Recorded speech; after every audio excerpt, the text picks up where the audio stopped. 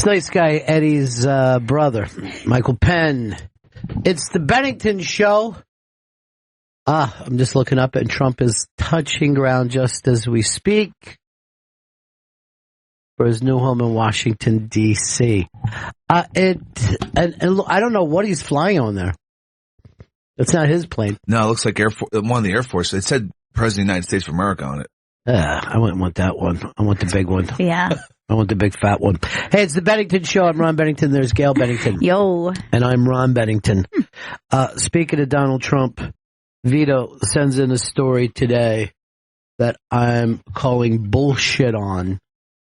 It claims that Trump's advisors want him to dance with Caitlyn Jenner at the inauguration, thus shitting in the face of all the southern red states who gave him so many votes. Fuck, I want that to happen so bad. We're not that lucky. I want it to happen so bad. Just give me this, Trump. First of all, there is no... I don't want to say...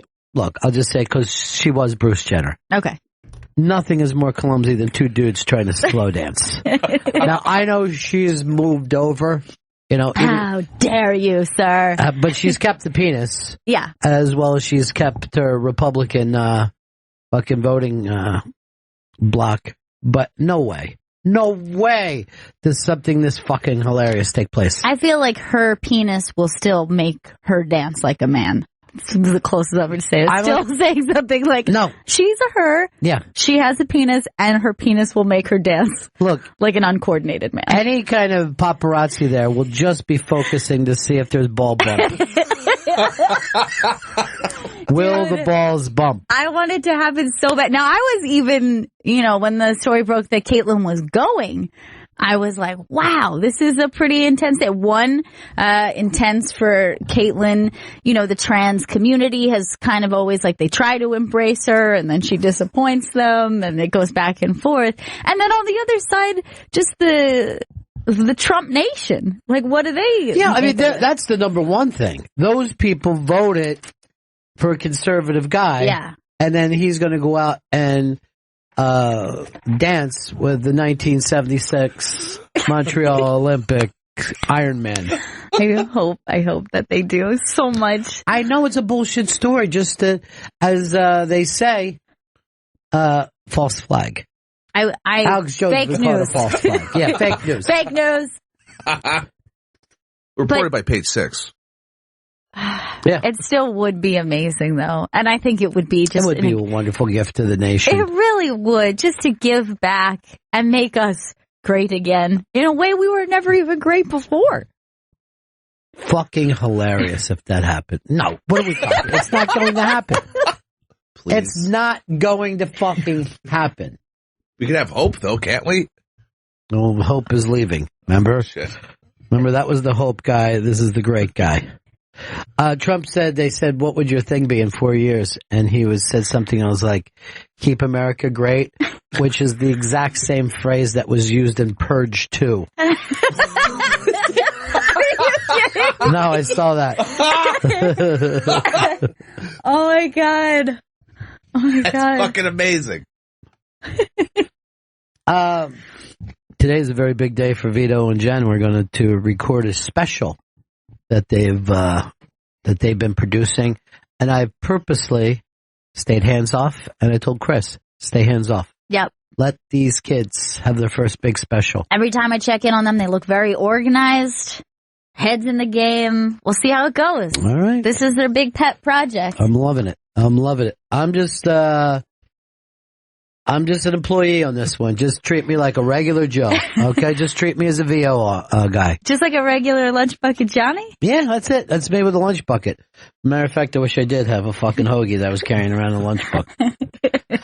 All right, there's a lot of fucking funny videos out today. Most I haven't seen also. I want to see the one, Gail, you sent this in about Monopoly. Yeah, so this is a family sharing a nice little family game of Monopoly, and turns out son has to go to jail. And this is his reaction. First of all, put a shirt on that boy. making it quite funny. What's wrong with you? I don't fucking jail. You need £50 you can come out. I've got 50 quid. Yes, you have. You've just been given money. Put yourself back in jail. No. Put yourself back in jail. Put yourself back in jail. No. Put yourself back. Oh, only say it one more time. No, I'm getting angry with Well, you'll need it That's fucking hilarious. Here's the thing that I love about it. One, I love that Dudley Dursley is real. He's a real person. Yeah, that's funny. And also, it's just comforting to me to know, like, you know, America has the stereotype fat kids who are spoiled. Yeah. No, they're all over the place. Yeah, they're everywhere. We've done it. We've spread our fast food around the world, and they all look like us now. Here's Sean in North Carolina. First of all, that kid sounded like Chris Stanley. Yeah, it's true. And, that's your accent. Triggered me. What song do you think Trump and Jenner will dance to? I'm thinking Aerosmith, Dude Looks Like a Lady. If that happens, it'll be the greatest thing that ever happened. It's a little on the nose, but, you know, it's a dream. You know what I should dance to? Well, I've had the time of my life. I think that Trump can get the lift. No fucking way. They might have to switch it. Like, Caitlyn might have to. Caitlyn could probably bench fucking Trump if need be. Look, Trump is pissed because that plane is just sitting there on the ground, and he's used to, as soon as it drops, popping out of it. I guess That's an ugly plane. He had to use the secondary plane because technically Obama still. Yeah, Obama was going to fly out in Air Force One. Oh no, he's staying in Washington. He's just taking an Uber to his new house. Well, they had on TV today when Trump left New York, and they shut down, 57th for it and all that. And I'm like, now it starts to begin. It's not just him fucking moving through town. Yep, Now it's happening. I'm gonna need him to stay far away from New York City. Hey, I was hanging out a little bit with Voss and Dante Nero yesterday, and we got into street jokes, and those dudes went into street jokes so fucking fast. Nice, yeah. That's awesome. Everybody has a couple favorite street jokes. We've got to play that again. Voss had a killer one, and delivered it perfectly, and he had new shoes. Nice. Oh God, he loves them. He loves them. He's really proud of those kicks. He gets a lot of attention for it too. Of course he does. Of course he does. For the young brothers. Yeah, who was in here who was like complimenting his Monroe Martin? Right. Yeah. Monroe Martin's like, hey, what's going on with those shoes? They sat there to talk sneakers. They're sneakerheads. That's the term. What are the new Air Jordans cost? I'll look it up, but they're usually a few $100. Well, it's market rate because they sell out immediately, then they go up to a couple grand. What? The secondary market for fucking Jordans are insane. It's fucking crazy. Okay, relax, dude. Just say it. Dante was going through shoes. He was showing me on his phone all the pictures of his shoes, which he had set up on a really nice platform that he was going through. And then he showed me a pirate coat that he's having made. Okay, nice. Beautiful pirate coat that he can ride around on his motorcycle with. All right, these are the new Air Jordans, Air Jordan 12s. They're $250 retail. They're going to be $1,000 the day of when they all sell out. It happens every time. It's the only shoe people freak out over, the Air Jordan. Is that right? I guess Kanye might have had one, but the Air Jordan's the one that the people care about. Yeah, I thought Kanye is sold out like pretty quickly, and then now. Yeah, but I don't think he sells. Easy. Yeah, he's not. I mean, that's a one-time specialty. Exactly. That's like saying Kanye danced with Trump. I like to wear that with my. Dropping the red carpet out for him. Oh, there it goes. It's classy. The king is here. Oh my God. This is just, it's still very bizarre. Still doesn't quite feel real yet. Well, it's like, you're still writing Obama on your checks. You know what I mean? This is one of those things like a zero birthday that just feels like, holy shit, this isn't the way life was before. That's what happens when you get a new president, no matter who it was. You know what I mean? We could be getting fucking Lincoln back, and everybody be like, this feels odd. Lincoln's alive all of a sudden? I want to, by the way, I love that Monopoly kid, and I love people that take their Monopoly Serious. Yeah, I've seen some Monopoly, and I think also Risk is like two games that I've seen people like legitimately fight over. I don't think I've ever played Risk. I've never played it, but in college I know people who were playing it. Like I used to go to a money Risk game. So it was like $100 a head, and it was fucking serious. And people are pretty serious and about it. Hours. Fucking hours. Nothing like slow gambling. Look, the whole family's getting off. Oh my gosh, the whole gang is there.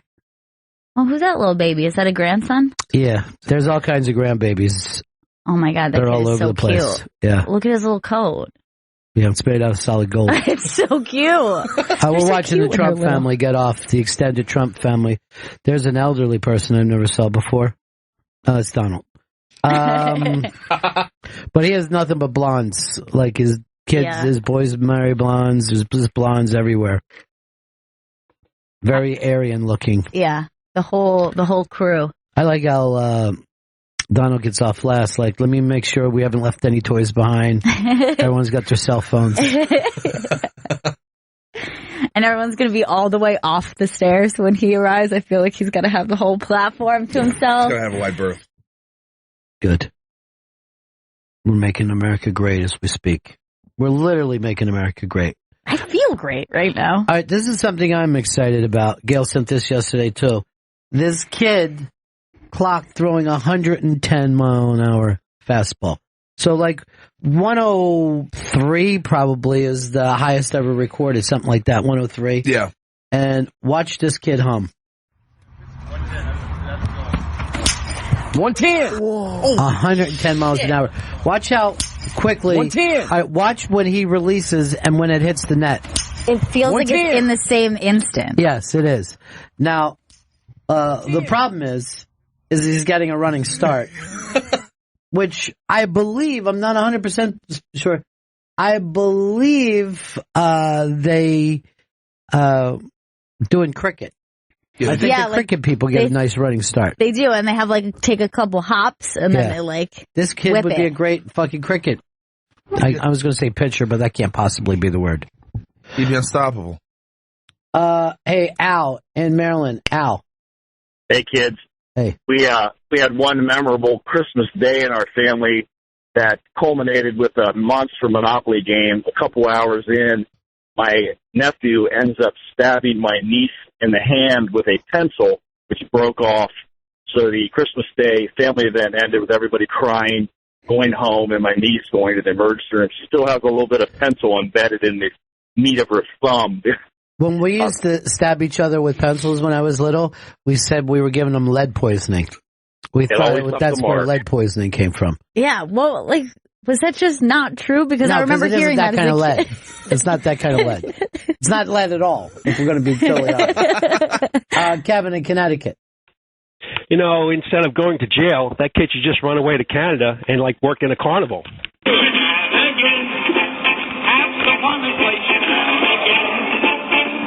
Radio Shark. For a long time. Welcome to Sing Along with me. He's got his own theme song, Shenanigans. This is what him and his friends play when they jerk off on each other's feet. The Radio Shark. The Radio Shark actually prank called me on 9/11. That's the fucking Radio Shark. That's real dedication. Yeah, it is. He's like, I'm not taking a day off. This is what he does in between fucking shipping old cars. He has a business where he rents old cars to movies for time. You know, if they're shooting a movie in New York and it's the 70s, he's got a bunch of 70s cars. Oh, gosh, I never even thought about that. Where all of those come from. They come from the Radio Shark. The Radio Shark. Him and his brother. One time, Radio Shark, we were at some gig and he's at, and a lot of times he would set off stink bombs and stuff like that. But this time, he's leaving, and he's got this old fucking car, it's like a 1950s or something. And he said, he goes, I can't get this start, could you guys give me a push? And we're pushing him down 9th Avenue, about 6 or 7 of us. And then he tells us the next day, there was nothing wrong with that car, I just wanted to make you guys Oh my push. God, are you kidding me? Yeah. Oh, God. We fucking laughed our asses off because he's the worst human being. He's a terrible person. Now, Gail, when we lived in Florida, right near Indian Rocks Beach, right? Mm-hmm. Vito sent in this picture of these dudes fishing right off Indian Rocks Beach. Go ahead. And watch, look at this. That's the water that you swam in every day. Holy shit. There's a shark that's got to be 11, 12 feet. And they've hooked it. They've hooked this big shark. Vagina, Taylor. You gaff. Give me the fucking fucking oh, shit. Oh, now it's going in. It's going in there. Holy crap. I got it on video. I got it on video. I got it on video. Oh my god. I got it on video. It's just backflip. Now listen. Turn it. Oh my god, dude. Oh my god.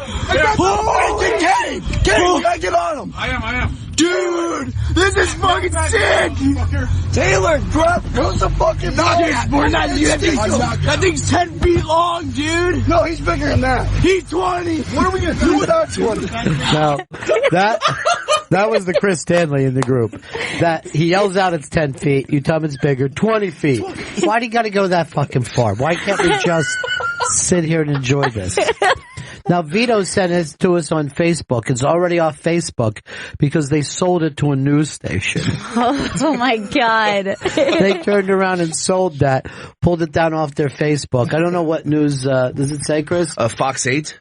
Is that local, though? It looks like it's a local Fox station, yeah. I guess I never really thought about why that happens, because that happens sometimes. You find something that's shared on Facebook. It doesn't have that many, that many retweets or whatever shares on it yet. And then the next morning it'll be off. And then it's because it went viral on some other site. News people you'll constantly say, hey, can we have this? They have kids that just are watching the internet hoping that some little fat kid fucking won't go to Monopoly jail, and they'll just buy it immediately. They'll just buy it in hopes that it'll bring everybody to their news station. This is news. Or fake news, as we now call it. And then somebody who is in news, is a professional, has to look at it and be like, it's good. I like when he charges her, but I kind of wanted him to actually start beating his mom. Yeah, we'll run it. We'll go with it, but we're not going to lead with it. No, it's got to bleed. Before it leads, it's got to bleed. Man, that video is insane, though. I swam in that water. Yes. That's crazy. That shark is massive. And by the way, there it said on the Facebook, 55 feet off the shore, 55 feet off Indian Rocks. So that shark is right there. I remember once when we lived in Florida, they showed a helicopter shot off of St. Pete Beach, and there was like 100 sharks just swimming right down. Jesus. Now, they're not the kind of attack sharks. Particularly in the Gulf, you have a lot. Hammerheads and stuff, yeah, I think. On the ocean side, there's much more likely that you can get a shark bite. But the Gulf is just so piss warm. It's so warm, they're so sluggish. Yeah, they're just like, God, when are we just going to get a couple days out of this heat? Yeah, that's like bath water. Look, they're saying Trump arrives, and they're just showing the back of an ambulance, a black ambulance. There's an ambulance that follows the president all the time. Isn't that crazy when you think about it? And wherever he goes, there's a route that's already drawn out to any hospital. So they can immediately get him. So when you're campaigning, you constantly have a team in front of you figuring out, they set up stuff. I did a thing with the first President Bush where I brought him out on stage, and he was like in South Carolina when they said I had to get there, right? And I could see, and it was down near the Tampa Bay, so there was boats in the water, there were fucking frogmen, there were people up in buildings, all this, and he hasn't even, and they were explaining that, no, there's already an operating room set up in case something happens. So there's doctors that are sitting in an operating room waiting for the president, the recently shot president, to get there. And that happens wherever he goes. Now, that kind of paranoia could probably get to you if you're in any kind of first family. You know what I mean? Oh, like, this is constant. Don't worry, there's an operating room set up if you guys get shot. Doctors are waiting. I remember when Obama came out, when it was, I guess it must have been just after they announced that he had won, and he walked out, and like immediate thought was like, oh my God, you then live in fear every time you're outside. Like every time you're Open outside. Air is bad for you. Yeah. And like it begins right now. Like now until the next That's danger. 4 to 8 years. Yeah, that's danger time when you go outside. That's why they love having Camp David. You know what I mean? Because it's just a chance that you can walk around in a pair of shorts without anybody saying anything, you know? Like maybe a Secret Service just hiding in a bush to make you feel like you're... Well, there was there are Secret Service all hanging around there, but they say that after a while you get to ignore them. And I saw a thing on CBS Sunday Morning, the photographer who is with the president, Obama had a guy that was with him almost every waking hour, and this guy also did the job for Reagan, and he's just snapping pictures. You know what I mean? Like somebody comes in, let me get a picture of you two together. It's just constant. You just hear click, click, click, click, click, click your whole life. That's maddening. Yeah. It would start to send you insane. Jack wrote in about that video and those guys on the boat freaking out. Why does it sound like 10 Vitos are in this video? Because Vito was a wannabe dude, bro. The shrieking, like they all sound exactly the same. It's just various shrieking. Calling each other pussies. Tony says it was impressive to see that guy throw, but there are several players that can throw at least that fast using this run-up crow hop method.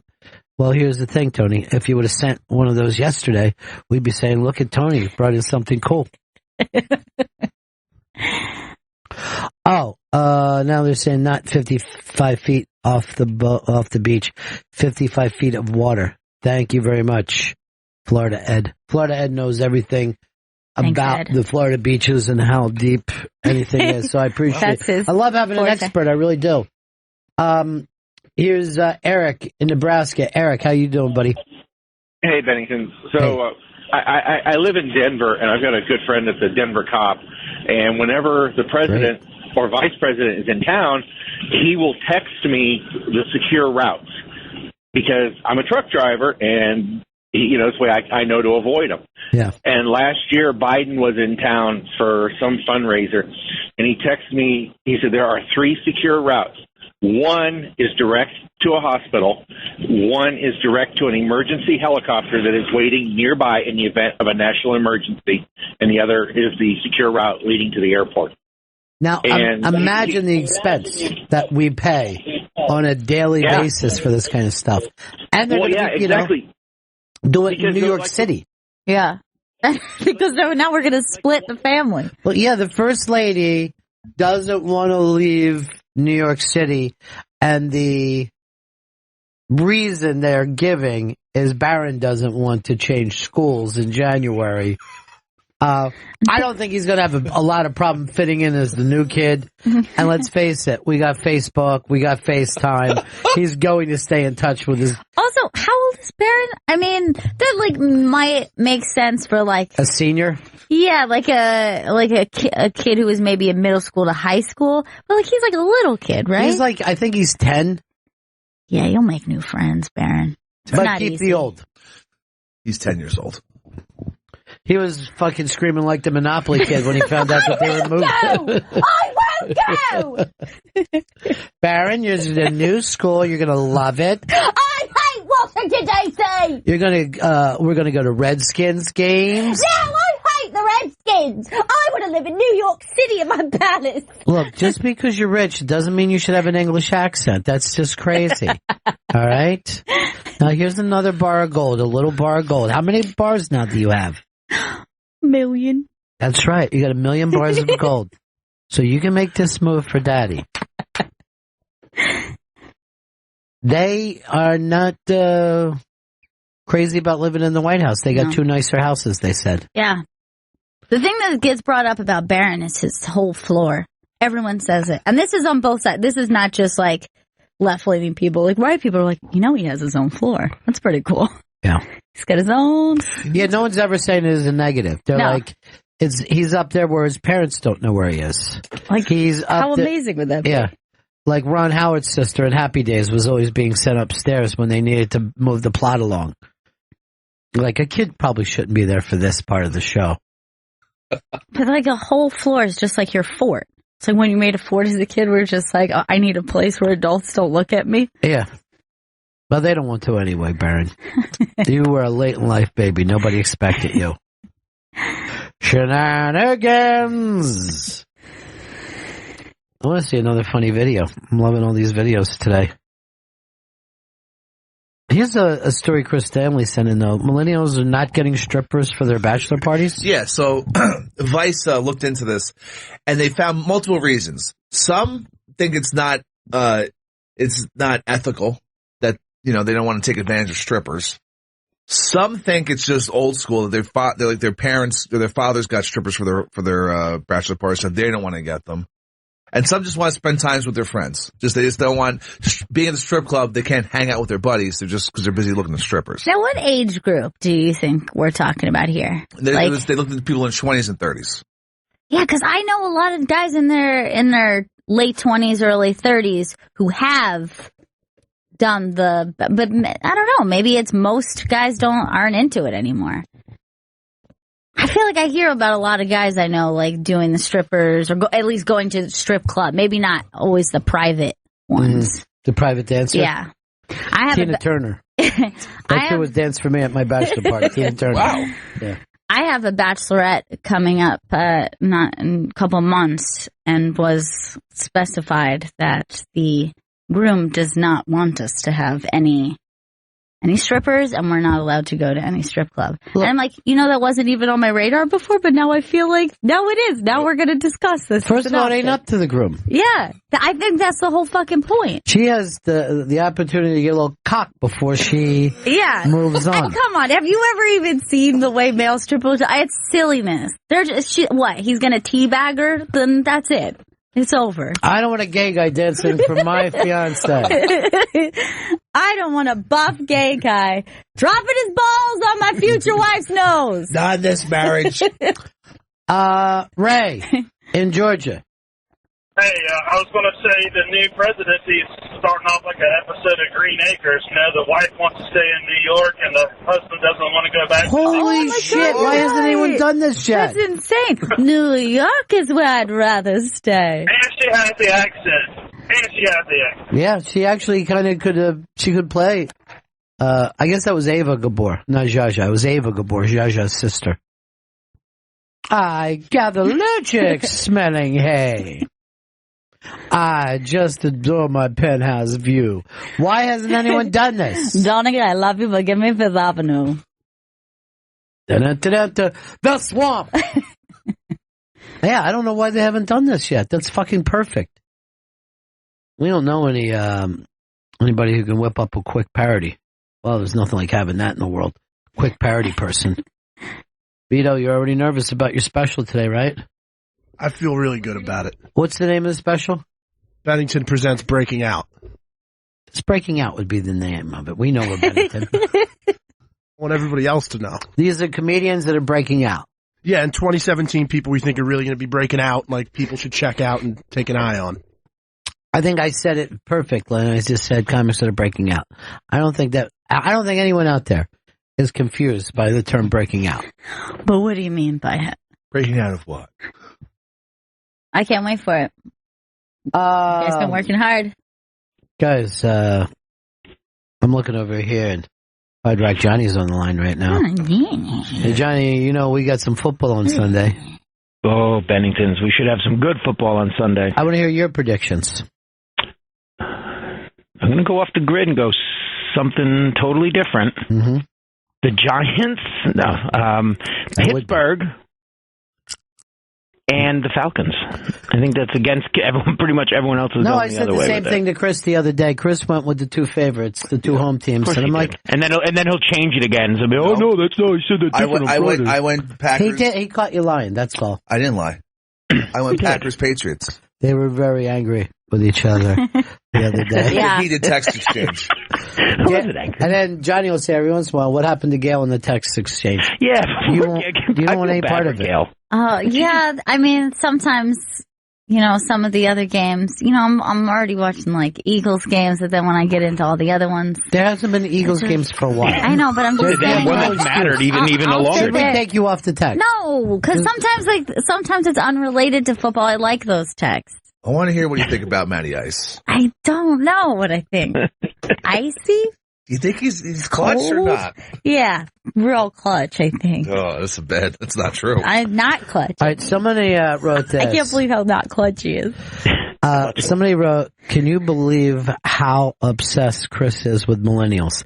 He does bring up millennials once a day, and he brings in a millennial story or two a day. Yesterday was how much money they don't have. But he also pretends like he doesn't identify with the group. He's like, oh yeah, they're the other guys. Mm-hmm. But he's so obsessed with them because you are.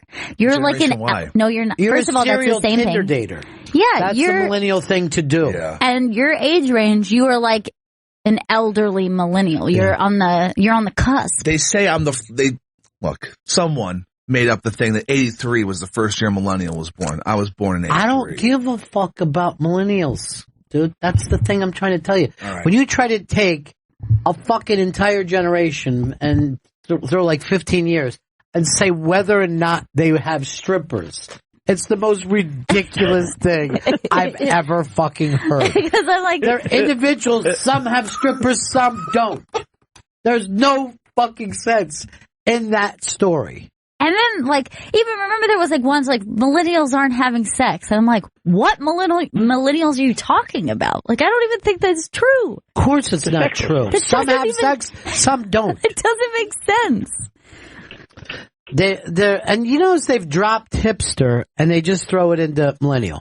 You know what I mean? They've stopped saying hipster. I liked it better when they just fucking attacked hipsters. Now they've even broadened it.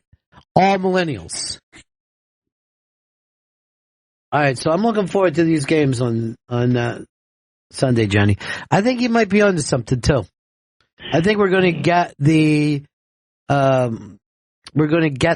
Super Bowl we don't want. Pittsburgh and Atlanta. That would be the most boring one? I don't think it'd be the most boring, but you would take Tom Brady, who's the golden boy, and then you take Green Bay, that is probably... You can make the case they're the most historic and probably beloved football franchise. Everyone just loves the idea of the Packers. Some fucking known fucking backwater town, and they own their own team, and they still have the shitty old stadium, Lambeau. You know what I mean? There's history there. Yeah. No one hates them for being one of the America's teams. No one hates them. Just white people wherever you fucking look. Just white in that crowd. If you're in Wisconsin and you see a black guy there, right? You go like this. Hey, you're going to have a good year this year? You're going to catch a lot of... You just know immediately they play for the Packers. There would be no other reason for them to live as a black person in Green Bay. That's what I'm saying. And Johnny wants to take that away from us. Oh. Why do you? I do not. I'm just saying that, He doesn't bet with his heart. It's all head work. There's also, I don't, not too many people hate the Falcons either, though. Think about, they're not a hateable team because they're just. I know one person who hates them. Who? He lives in Tampa and he despises the Falcons. God, what's wrong with that guy? Don't start, Johnny. He will shut you down again. But I don't think we pay attention. We've never really paid attention to the Falcons. It doesn't seem. Yeah, that's what I mean. They're been mostly irrelevant. I mean, they had the Dan Reeves team, was it Dan Reeves, where they made the Super Bowl? Yeah, they won the Super Bowl. They won the Super Bowl. And that was the weird one where they, for no apparent reason, went for a 2-point conversion towards the end of the game and I know for myself personally, we were all getting ready to win like a $10,000 pool, and he went for a 2-point conversion instead of the field goal and totally screwed us. Like he was playing his own boxes or something. It was so bizarre. Yeah. There's always that thing, everyone pays attention to that more and more, spreads. Like even that Green Bay game the New England game. People are acting like it wasn't a blowout and it was 18 points because people gamble on it. Like, what a close game. And I go, you're not paying attention to the actual score. It's a close game for gamblers. That's it. But it is amazing how accurate they are with these. The people who, I don't know who does it, but they figure these things out and they're so accurate. It's fucking stunning that they can understand where that game is going to end up. Very rarely are they that far off when you look at the spreads. Yeah, I agree with you, Johnny. I mean, normally me and you are, we're on the opposite sides of the fence. Not this time. Yeah. Oh, yeah. Like, I say potato, and then for some reason, you say potato. Yeah. Which is crazy. That is kind of weird, Johnny. I say tomato. Well, I say red sauce. You know what I mean? I mean, if you're going to have a tomato, let's turn it into something delicious. Let's just call this whole thing off, all right? All right, Jenny. I'll talk to you later, buddy. Goodbye. Love, luck, and lollipops, pal. Thanks. Who do we like better than Johnny? Nobody. I can't think of one. He's the only man I would actually give a hickey to. To think we were caught up with Johnny Go-Go for a while. What were we thinking back then? I don't know. It was like silly, but it was so exciting and new. Sure. We were doing coke and everybody was just fucking whacked. Yeah. I didn't get any strippers because I'm a millennial. Makes sense. Hey, by the way, I was talking about Voss. We've never done a one-on-one with Rich Voss. No, we haven't. And we got into drug stories last night. And he was telling bone-chilling, yet hilarious drug stories. I would love to hear those. Yeah. Hilarious. But, oh my God. I feel like I know a different version of Rich Voss. Like, I hear stories like Rich Voss was an entirely different dude many years ago. Here's a before and after. Yeah. Here's a before and after. There's no doubt about it. And that's a success story, in my opinion. You know what I mean? Like, it's truly, as much as you laugh at how low his life got, to look at where he is now. And I told you, I met his daughters. They're just like wonderful people. Wonderful people. And all that exists because he got sober. But there's nothing funnier to me than someone bought him out. I don't know. I don't understand why that is. I mean, once you're out, it's not funny why it's happening. Right. All right, I'm going to do one more Trump story. The internet is concerned that Trump has been replaced with a wax figure. The real Trump? Yeah, the real Trump has been taken out. And it's because a picture that Trump put up on his own Instagram, where he was sitting at a desk. And he does not look lifelike. That looks like a wax figure. Yeah. Like the face doesn't look like a real face. Also, there's no motion in his body. Right. Like normally if you were saying like somebody who's like writing something, it would feel like an action moment. You know what I mean? You would feel like that looks like stiff paper and lifeless hands. Yeah. And there it looks like the blood isn't moving. Also, nobody writes like that. You know what I mean? Like you wouldn't be able to. Yeah, he isn't. He's taking a picture of him saying something. And the caption of, I've been working on my inauguration address in Mar-a-Lago. This is going to be great. And, he's not sitting down with a pen writing that. What is he drawing on that? He's just drawing pictures of buildings and planes that he wants to buy. He's writing Trump over and over again. He's just making the dollar sign. The $1 million man, everybody's got a price. I hope that's what he comes out to at the inauguration. That'd be great. Everybody's got a price. And I hear there's going to be some special people performing and they're not announcing anymore so that the fans can't complain to them till they quit. Yeah. I hope 3 Doors Down are on the steps performing and not just at some inauguration ball. I've never really been a fan of the inauguration balls anyway. Yeah, I think I'm actually not sure, but the way it was, an article I read made it seem like they were going to be at the actual inauguration performing live as opposed to like the aftermath. Yeah. Just and I know they got shredding kryptonite. They got Sam with no Dave is going to be there from the famous Sam and Dave. I guess Hold On I'm Coming is going to be I doubt if they're going to do Soul Man. If Trump comes dancing out to Soul Man. You know, Trump needs a big sing-along song. Something that, like, the whole crowd can get on his side, you mean? Nothing better than the whole crowd singing. I think there's nothing better in history than if you pay money to go see a performer and then he stops singing to let the crowd sing it. Yeah. And you're like, why did I pay all this money? I thought I was going to hear Tom Petty sing Breakdown, not an entire audience go, do-do-do-do-do-do-do-do. And I've seen that, and it drives me nuts. But that's where we are. But it is fun. It is fun when it's live and in the moment, and you're just like, I'm so connected to these people. We all know the lyrics to the same song. Right. But then why is Billy Joel there? Why didn't we just say, look, buy tickets and then everyone sings Piano Man? But do you think that there could be anything as powerful than being in a group of a huge crowd and everyone singing Hey Jude, doing the nanas together? It is an amazing thing. It's an amazing thing for Hey Jude. Like, even more powerful than just him singing that alone is like the sound of an audience going, we all know this song. Na, na, na, na, na, na, na. I would be grabbing it. For once, I'd be grabbing it instead of... But here's the thing. Is there a human being that doesn't know Hey Jude? Like, don't you think we could go into deepest, darkest Africa, down the Nile if we wanted to, in the middle of Australia, China, and they would know the hook to Hey Jude? Maybe the most sing-along song of all time. I think it's the perfect sing-along. And then it's also fun to try to do this. I only like when one person does it in the crowd. Somebody take that lead thing. The rest of us have to stay, well, no. You can't have a whole crowd full of No, that's frontmen. ridiculous. That's fucking ridiculous. Because that in unison would not sound as good. And yet, you ever notice no one does this as a karaoke tune?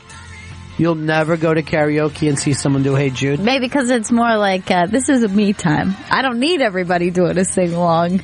I know. I think I would want the crowd to go there. I don't know how many new songs can be thrown into a sing-along song because everyone has to do it. Like, maybe Uptown Funk got that way for a while, but it also isn't an easy song for everybody to hit. There's a couple 90s ones that I have seen back when I was in college, and, you know, today, like, they throw it on and everybody sings to it. Wonderwall is one of those. Oh! Where, that's, everybody knows the lyrics to Wonderwall. Everyone will sing it along. First of all, they used to do those Wembley shows. Mm-hmm. So that gave you the thing of, you know, we can jump into this. All right, 844 Rock God, 844 Rock God, looking for that most sung song. And this is a really good, I mean, we haven't got to the point yet where it's the hook. We eventually will. But yes, you were right. This song gets sung quite a bit. 844 Rock God. It's got the, like, at a bar drinking with your buddies Absolutely. vibe. All right, Vito, I'm going to go to you now. Come up with a song. You're out. It's a party. It's a bar. What song could you throw into the jukebox to get everybody singing along? I've mentioned this band a bunch of times. Jumper by Third Eye Blind. This is a big one with young people where, like, this song gets played a lot in, like, party situations. End of the night. Everybody knows the lyrics to it. It's like, it's not even like it's like a great song. It's just like an easy song to sing along to. Right. Here's Jack in Maine. Hey, Jack. Beastie Boys, fight for your right party there. That song always gets everybody going. There's actually a couple of Beastie Boys. Yeah, they definitely have that. This is a good one. It's one everybody knows. We're trying to get to it right now as we sit. Let's go to Boris in Charlotte. Boris. Hey, Ronnie B, $1 million. What's happening? How about Cup Thumper by Chumbawamba? Now, there's a certain amount of irony connected with this song. Yeah, this is definitely one that it's definitely not a good song. But it is fun to sing along with. If it came on, I think everybody would know the lyrics. I sing along with it. No one's giving me any hand signals, so I'll just go to line 2. Line 2. How are you doing, Troy? I'm doing well, Mr. Bennington, and you? Yeah. Very, very good. Well, I'm a shitty wedding DJ, and I have to tell you that the one that we end the night, I tell them it's the rules in South Carolina. We got to play this one, and everybody sings is Sweet Home Alabama. Now, very funny because very few of us live in Alabama. Very few of us even have fond feelings about Alabama, and everybody will sing this song. And this is one that not only do you sing the lyrics, but I sing the guitar part too. So I'm like, I always make sure that I say turn it up at the beginning of this song. Let's go over here to Ben in LA. Ben. Hey, buddies. Yeah. How about Queen, We Will Rock You? There is a We Will Rock You faction to everything. Yeah, and that's also like a sports sing-along one. Right. So everyone, like even people who don't, like even people who are like not normally would like that band, everyone knows the song. Jason in Wisconsin. Hey, buddies. Yeah, what's up? Yeah. Well, I got two of them. One for millennials, Green Day, Boulevard of Broken Dreams. Well, you know, Green Day is funny because, again, I think that there's several that people will sing along. Way more than one. What was their first big hit? Like, not the... When I Come Around. Yeah, that one, When I Come Around, I think would be even more so. Yep. And then the Universal, everybody knows it. Neil Diamond. Well, Sweet Caroline. Now, Neil Diamond, that one always annoys me because, A, it came from a movie. Yeah. The whole thing just came from a very small movie, Beautiful Girls. And then as the seventh inning stretch, no understanding why they decided to pick that up there. Neil is, a New York guy. Boston picks it up. But now everyone does it at a bar as if this is spontaneous. And it's not. No. They even do the same, like, callbacks from the movie, too. Like... yeah, it's all done exactly the same way. Sean in Canada. Hey, how's it going? Hey. Kenny Rogers, the gambler. I couldn't agree less. I don't know how Kenny Rogers, the gambler, would pop up there. You got to know when to hold them, know when to fold them. Yeah, I've never seen that light up a bar. The whole bar in my with life. their arms around each other. Here's Billy in Iowa. Billy. Hey, Ron, I can't remember the name of it, but I think it's Billy Idol, and everybody was screaming, get laid, get fucked. Well, that is Moni Moni, and this also started in titty bars. And it always annoys me for two reasons.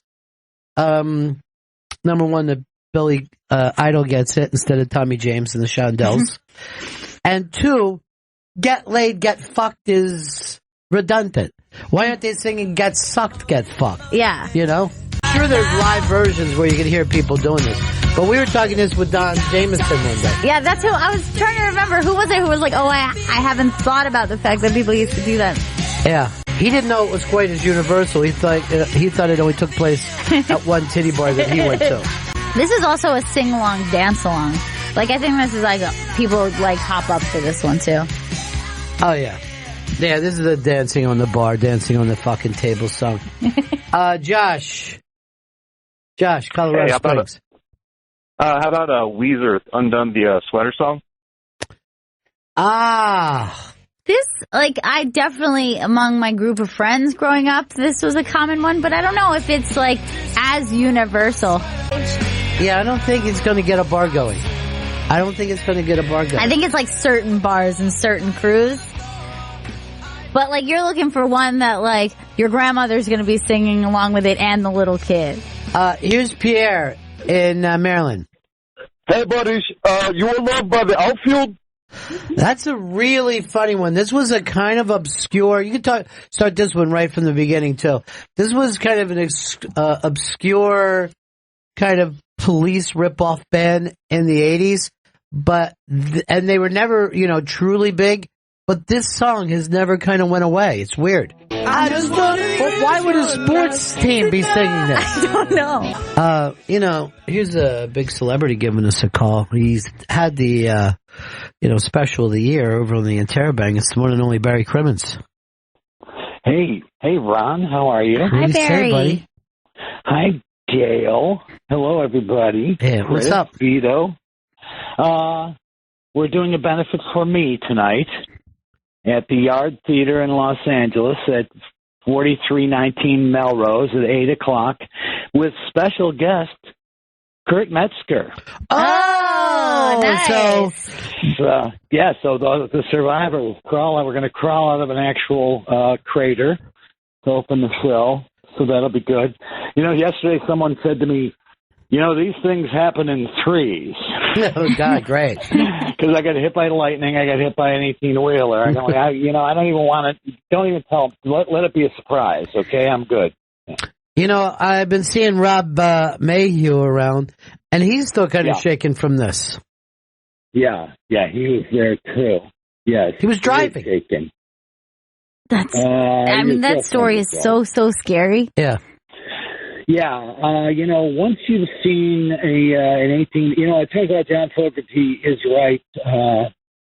Big wheels do keep on turning. But when they're inside the window of the car you're riding in, it's a completely different experience. All right, so tell us again where the gig's at. It's the old fake. Everybody knew it as the fake for years when my friend Paul Kozlowski. 4319 Melrose. In Los Angeles, and the show's at 8. It's now run by my buddy John Ennis, who used to be in Mr. Show, and tickets are available. Just come on up to the door, bring your cash, and you'll help me sort of make up for some of the gigs I lost after I got hit by Kohoutek. All right, Barry, thanks so much, buddy. I'm glad you're pulling out of this thing. Oh, yeah. Thank you. And thank you very much. And I now refer to myself as the late Barry Crimmins, thanks to you. I like the idea of that. All right. Take care, Barry. I know you do. Thanks. Take care, Barry.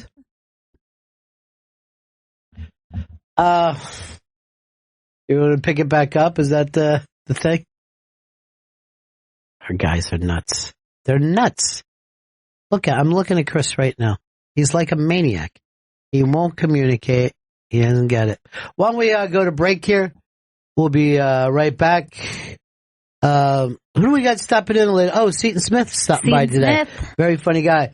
Bennington. It's the Bennington Show on a Thursday. This is the last official day for Barack Hussein Obama.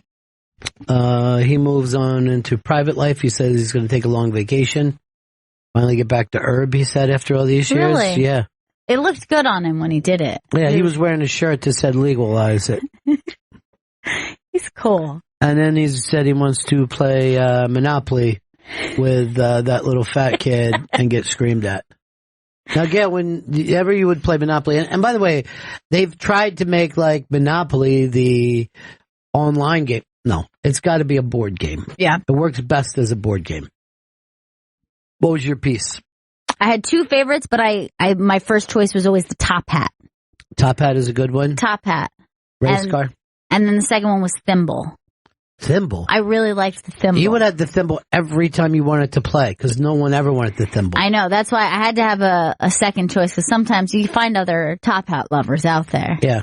And I was happy to take the Thimble. I like the Thimble. Yeah, you'll get it, because that's going to be the last piece sitting around. I never liked the dog because I'm like, how can a dog fucking be running Atlantic City? You know, that's not going to happen. What about, is this just an iron? Yeah, the iron is nice because the only reason the iron's good. You can slide it really easily. Mm-hmm. You know what I mean? There was no chance the iron would fall over. But when I did have the dog and I was moving around, I would either piss on someone's hotel or piss on their game piece. The little dark purple ones, the first ones that come up, we used to call that minority. I'm trying to think of what our full name was for it. But basically minority shithouses. God. Baltic and Mediterranean. And I used to actually say, if you went to Atlantic City in the old days, it was a perfect way of seeing like where you were. Like you could have used that. Yeah. And known the level that you were in that town, the economic level. I always tried to go with the slumlord approach. Like buy up the cheap stuff and build it up. Smart idea. I was a big fan of that. I was How could you get a hotel first? Yeah, that usually was my strategy. It was the go-to, and I liked feeling like slumlord. Yeah. I thought it was kind of a cool vibe. Did you like rather than the fat cats down at what's like the really expensive Park Place? Yeah, Boardwalk and Park Place. But what was great about that is you'd hit somebody right before they got their money. There's shitty 200. Like at the beginning of the game, getting that extra 200 feels like a big deal. By the end, you're like, I owe 1,400. What fucking good is 200 going to get me? It means nothing to me. And anyone who plays where there's money on free parking has not played Monopoly at all. Yeah, what is that? Where you get get the taxed money or something like that? It's bullshit. It's nothing. It's not any rule. Read any rule that you want. I used to call that American Leaguers. Anybody who played by that were playing a bastardized version of the game. A game that is not accepted by God. I don't know, there's something about a board game though. I mean, the fact that you could see that kid melting down, somebody in your family. I remember I was, when I was a little kid playing chess, with my dad. And of course he would beat me. And then one day, it was like the first time I ever came close and he's looking at the board and I'm like, I'm going to get these fuckers. I'm going over everything. And then he just goes like this and knocks all the chess pieces over. And I never felt so good in my life. That was even better than actually winning. Oh, yeah, it was much better because who knows, I could have fucked up and not got him. And I'm like, where are you going, old bro? What just happened in here? Woo! There's a new kid on the block. The pride that you have. Were you a competitive kid? I got to say I had spurts of competitiveness. And other times where I just didn't give a fuck. Your nephew did to me one of the funniest things of all time down in Florida. Uh-huh. So he's on the swimming team, and he's a kid. You know, he's a little kid, and he's a big, tall, lanky kid. So he has a race, and he wins the first race, and then the second race, and his family is excited. They're like, maybe he's a swimmer. It looks like we've got a swimmer, you know. And then the second race, he just dives deep into the pool, comes up, and while everybody else is racing, he was floating on his back and then spitting water in a long chute up into the air. And everyone's like, what happened in the race? He goes, no, I just felt like swimming. And I was like, I totally relate to that kid. Yeah, where it's serious at one point because you're in the mood for it. Yes, but I didn't want to be competitive every day. Yeah, and it also didn't go across the board. Like, there were some things I liked to do as a kid. Yeah. Like, anytime there was track, I really liked it. Right. But then, like, I don't know, it's like we're playing, like, flag football, and I'm just, like, talking to my friends in the corner. One time I said, like, track is serious, but this is silliness over here. When a coach was talking to me, he's like, where my head's at? I go, well, I'm playing sports.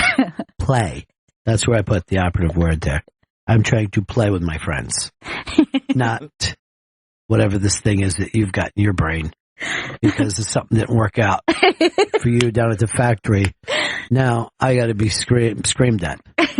I remember we were like really little kids, like when you're playing like on the 75-pound team or 85-pound football team, and we're playing Upland in Chester, right?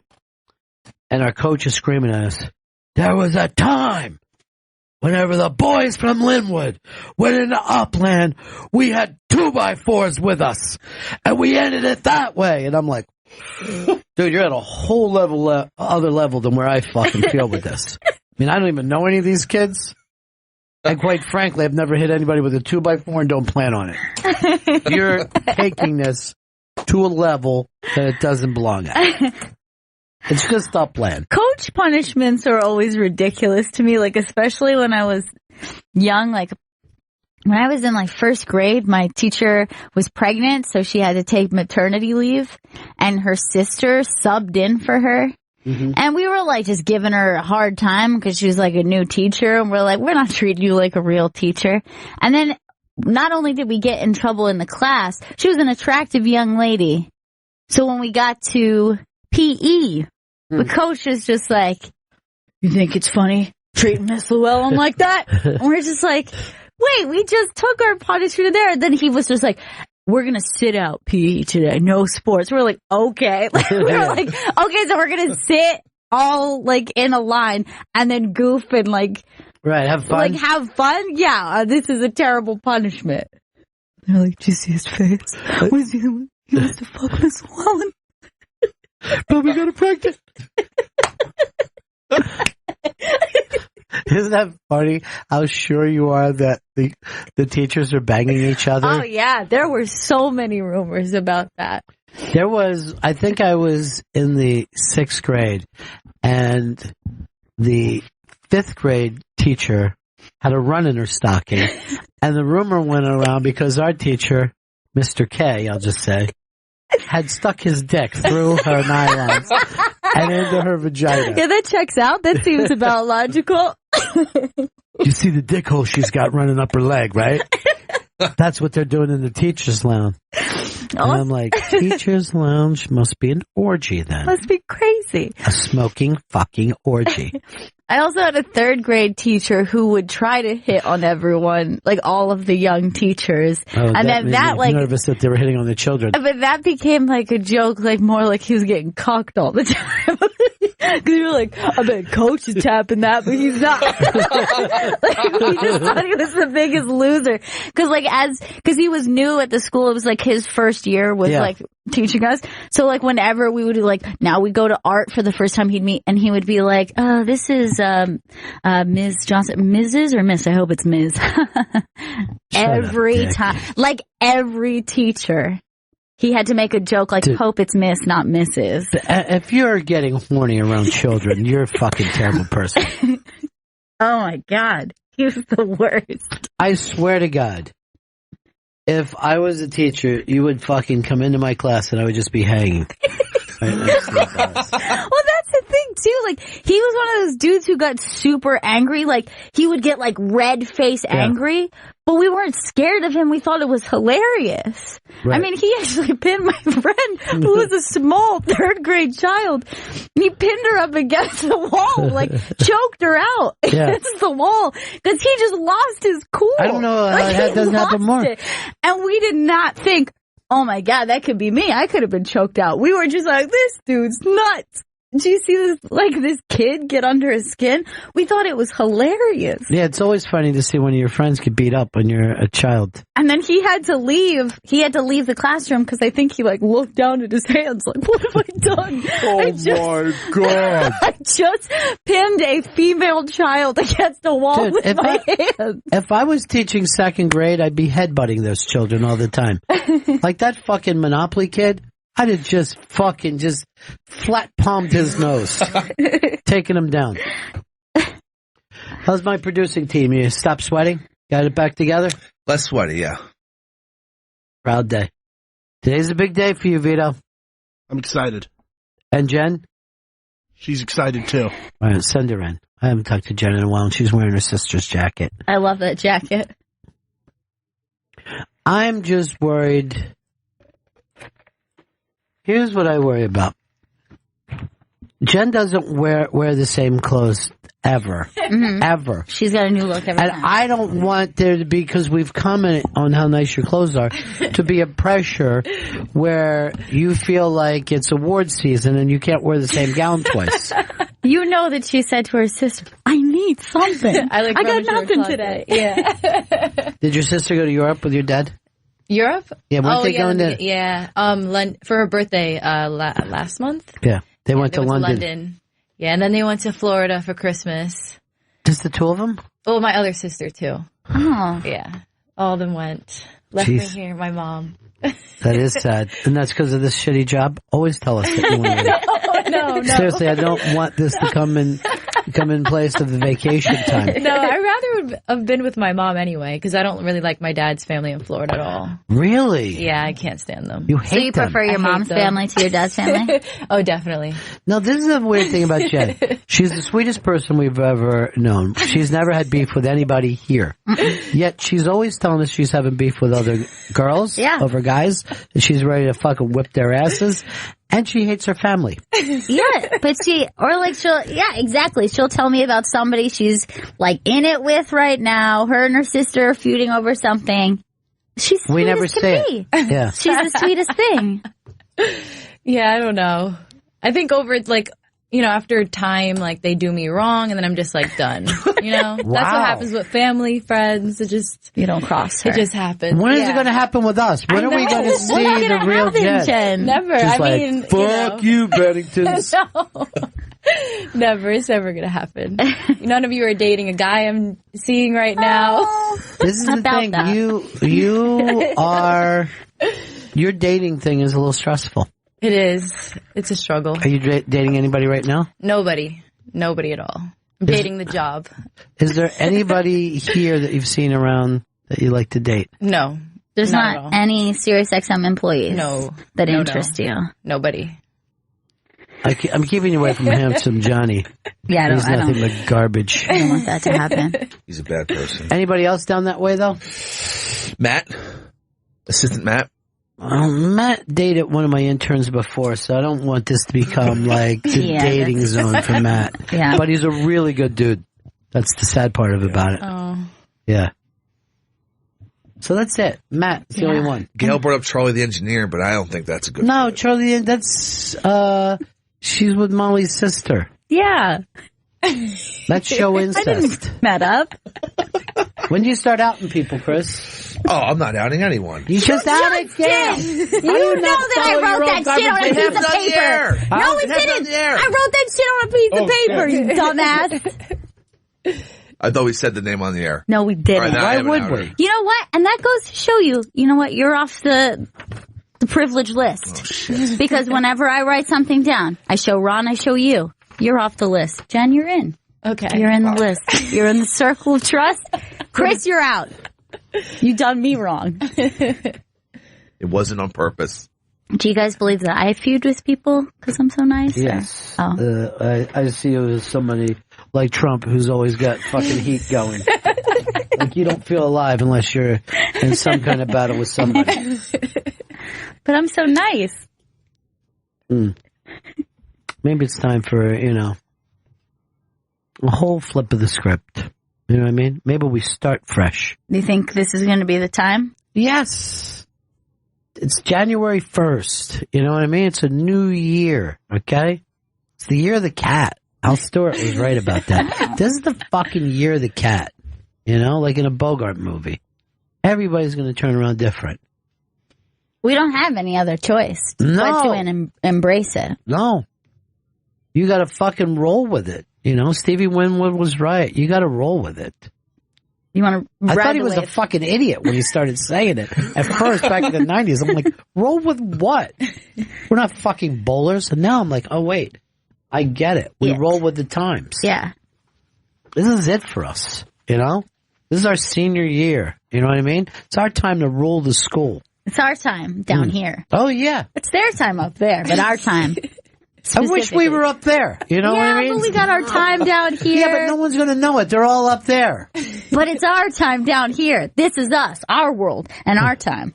Still, they're having a good time up there, and there's got more oxygen. Yeah. And less pirates. That's their time. Forget it. Yeah. This could be our theme song. This is what some people refer to as Blue-Eyed Soul. You know what I call it? just sold. I don't see any reason. Well, you don't see colors. Why? I don't know what happened. I was hit by a baseball when I was younger, and I can't see color at all. I can only see one color, black. I guess that's blind. I guess I'm blind is what I'm trying to say. I don't see depth. You know what I mean? I don't know who's thin and who's fat. I don't see depth at all. Everyone just looks like a nice, two-dimensional flat Stanley to me. That's so nice. You're so progressive, and you don't even mean to me. I'm progressive because I believe in progress. You see what I mean? Yeah, I get So it. I progress. How was this a hit? The 90s were weird. I mean, this was in the middle of grunge when this thing rolled out. Wait, what year was this? Wasn't this the early 90s? 88. Wow. Okay. Now I'm drunk. I'm drunk as an alcoholic. I'm like a drunk alcoholic. But didn't he have a 90s hit? I'll look at the charts. Good. Get all the charts out. Top of the pop. I want to take a look at his charts and make sure he's okay. We've had a look at your charts, and we've had a couple hits.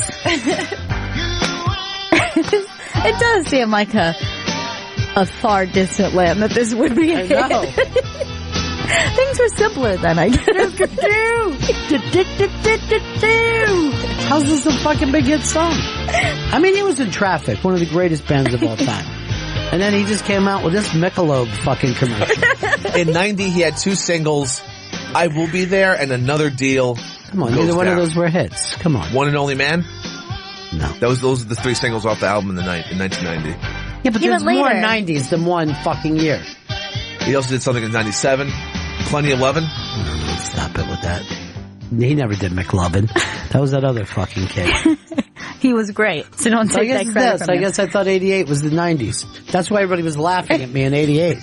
Like, welcome to the 90s, everybody! Don't tell him. Time we roll with it! I don't think it's 90s. We're gonna fucking roll with a 1990! Clinton! I was like, who? You're the governor of Arkansas? That fucking Yahoo? Hey, look at the hot chick sitting behind. Look like young Reese Witherspoon. Oh, shit. Is sitting right behind that guy. Yeah, yeah, to the left. What's her story? Oh, her story is she's ready to fucking party. She's ready to party. She's at the right fucking place. Look at her. She's like some kind of hot Nazi chick. Yeah. End up fucking kicking you in the ass and gonna be like, now we're getting started. Wow, the lips are very intense. Like Yeah. she's got a Yeah, I'll find a very use for him. Don't worry about it. sexualized face. How about you, Vito? You passed your sweating time? You ready for this big thing today? I'm very excited, but I can't promise I won't sweat. Here's what I predict about this entire special. One take. One fucking take. And I can do that because I don't care whether I do it good or bad. We got it. That is done. We got it. Where I got all the names wrong, I think works. I think it's organic. You're not going to get any names wrong. We're going to do it in one take. I have 100% confidence. Well, he's already said he's doing it in one take. I'm doing it in one take. You don't have to pump me up. You know what I mean? I'm here. I was with some friends and I was asking this question that if you were to have to be completely honest in a job interview. First of all, I couldn't. But in this circumstance, you have to be completely honest in a job interview. And they ask you that stupid question that they always ask, which is like, what's your least, what's your best quality? And then like, what is your worst quality? Yeah. And then everyone always says like punctual or like, you know what I mean? Like too punctual, perfectionist, they come up with. Here's what I do. Best quality and sarcasm. I go, I'll be the guy who's kind of a wise ass, kind of a dick, really. You know what I mean? Even I don't like me most of the time. Worst quality. Don't like authority, don't like you. Already don't like you. And probably will give you a hard time when you tell me what to do. Oh, and I steal. I forgot to tell you, I've taken things from every job I've ever worked at. But a friend of mine was like thinking about it really serious, and he was like, I guess if I really was honest, the first thing I would say would be like, I guess I am whatever you call the opposite of a perfectionist, which is that when I complete the project you asked me to do, it's done. If it's done, then I'm done with it. I will never look back and go, how can I make this better? And I was like, that's a horrible quality. I had a guy working for me once, and this is the fucking greatest thing I've ever heard anyone say. And he did it in all seriousness. He goes, what's the minimum that I have to do to keep everybody from being upset? He goes, if you just tell me what the minimum is, I'll do it. And I go, we don't know what the minimum is. This isn't that kind of business. You know what I mean? Like, we're not like fucking moving crates from one room to the other. I'd be able to say, I need you to do 37 crates a day at least. But radio doesn't work that way. Right. You can't just say, what can I do that won't infuriate you enough to like fire me? Let's see, worst quality. I'm never in the moment. I'm always thinking of something else. Or somewhere else. I think mine would be, it's one that everyone always says is an asset. Yeah. I would have to say, I'm a pretty slow learner. Like, I want to learn it. You're going to have to show me 3 times. Then I'm going to have to do it in front of you a few times. And then later you're going to remind me, remember I taught you how to do that thing? Yeah. Oh, right. That thing that you showed me. Totally. But I have literally said in job interviews, I'm a fast learner. So whatever, I don't know how to do that, but I'm definitely going to pick it up quick. No, I won't. No, I will not. Let's see, best quality. I guess you could say I'm the fun Friday guy. Hawaiian shirt. I am the guy that's going to be like, let's get out here early and get some drinks. I'll make this a team. My dad came to me once and said that a coach said to him about me. He said, Ron is a natural leader, but he's leading the kids in the wrong direction. And all I heard was natural leader. Thank you. That's pretty good. It's just his opinion it's the wrong direction. I'm leading us to a little place called Funtown, and we got to get there by happy hour. I guess you could say I'm a bit of a straggler. Come in late. Show up late for meetings. I guess my worst quality is I'll probably sit there and pretend to do work for a good 75% of the day. One of the things that bothers people about me, during meetings, I'm going back to the bagel dish a little too much. And I'll comment on it. Like, good bagels, huh? Why did we hire that guy? Thanks, Paula. You're a doll. I wish this was a fireable offense. Well, I know we're all stuck here, but this bagel's delicious. Stuck here? Doing work. Yeah. This is their chosen profession. At least we got these bagels, right, guys? Yeah, I don't, I would, when I was younger, go around to jobs that I didn't want and just go in and see if I could get them just to fuck around and stuff and try to punk them a little bit, try to have fun with it, just bring up shit, Like I'd wear shorts and shit like that. And tell them I need a lot of time off. I went on a job interview that I knew already that I wasn't going to take. Yeah. Cause I had an offer somewhere else. So I thought, a friend of mine had set it up. I thought it was rude not to go and give a short notice and make them look bad. And that very question came up of like, what is your least good quality? And I said my taste in men. And she thought this was hilarious and hired me immediately. And I was like, shit, that really backfired. I thought if I didn't care about this interview. That's where your confidence comes in, and she saw confidence in you. She's like, she's funny. And so she could be great. This is a really great thing to do. Go on job interviews all the time when you don't want the job. And you'll get really a lot better at interviewing. Now, the other thing is, here's the weird thing, too. Think of how many times you're being interviewed by the HR people, right? Who really aren't part of the business at all. Yeah. Like, I don't think that an HR person would have any idea what it takes to be good in radio because it's a weird, creative thing. And I'll say, I would send them people, and they're like, he's a bit of a weirdo. And I would be like, we're in the weirdo business. You know what I mean? Like, I need someone who is a fuck up that I can call in and, yell out on the air. This is what we do. This is part of the fun. The last thing I need is a really, really together, solid even person. Giving you straight, normal answers all the time? No one's going to listen to that. No one is going to listen to someone who does a pretty adequate job. Got a good head on his shoulders, this guy. I need the nut. That's who I need with me. The maniac. And that's used to change. Like in radio, when I started, we didn't hire people through HR. You hired the kid who, for no apparent reason, was hanging out next to the balloon at every fucking event that we did. We're finally like, that kid helps us put the balloon away. So he's going to come in later on this week and help me clean up the music and shit. And after a while, somebody would fall out and you would just shove that kid into that position. And he would work his way up. Yeah, and then he turns around, he's a producer before you know it. Yeah, that's what happened. The first guy I ever got was Billy the Phone Freak, and he was the guy who would find out people's phone numbers all the time. He would see a girl on the street, take her fucking license down, right?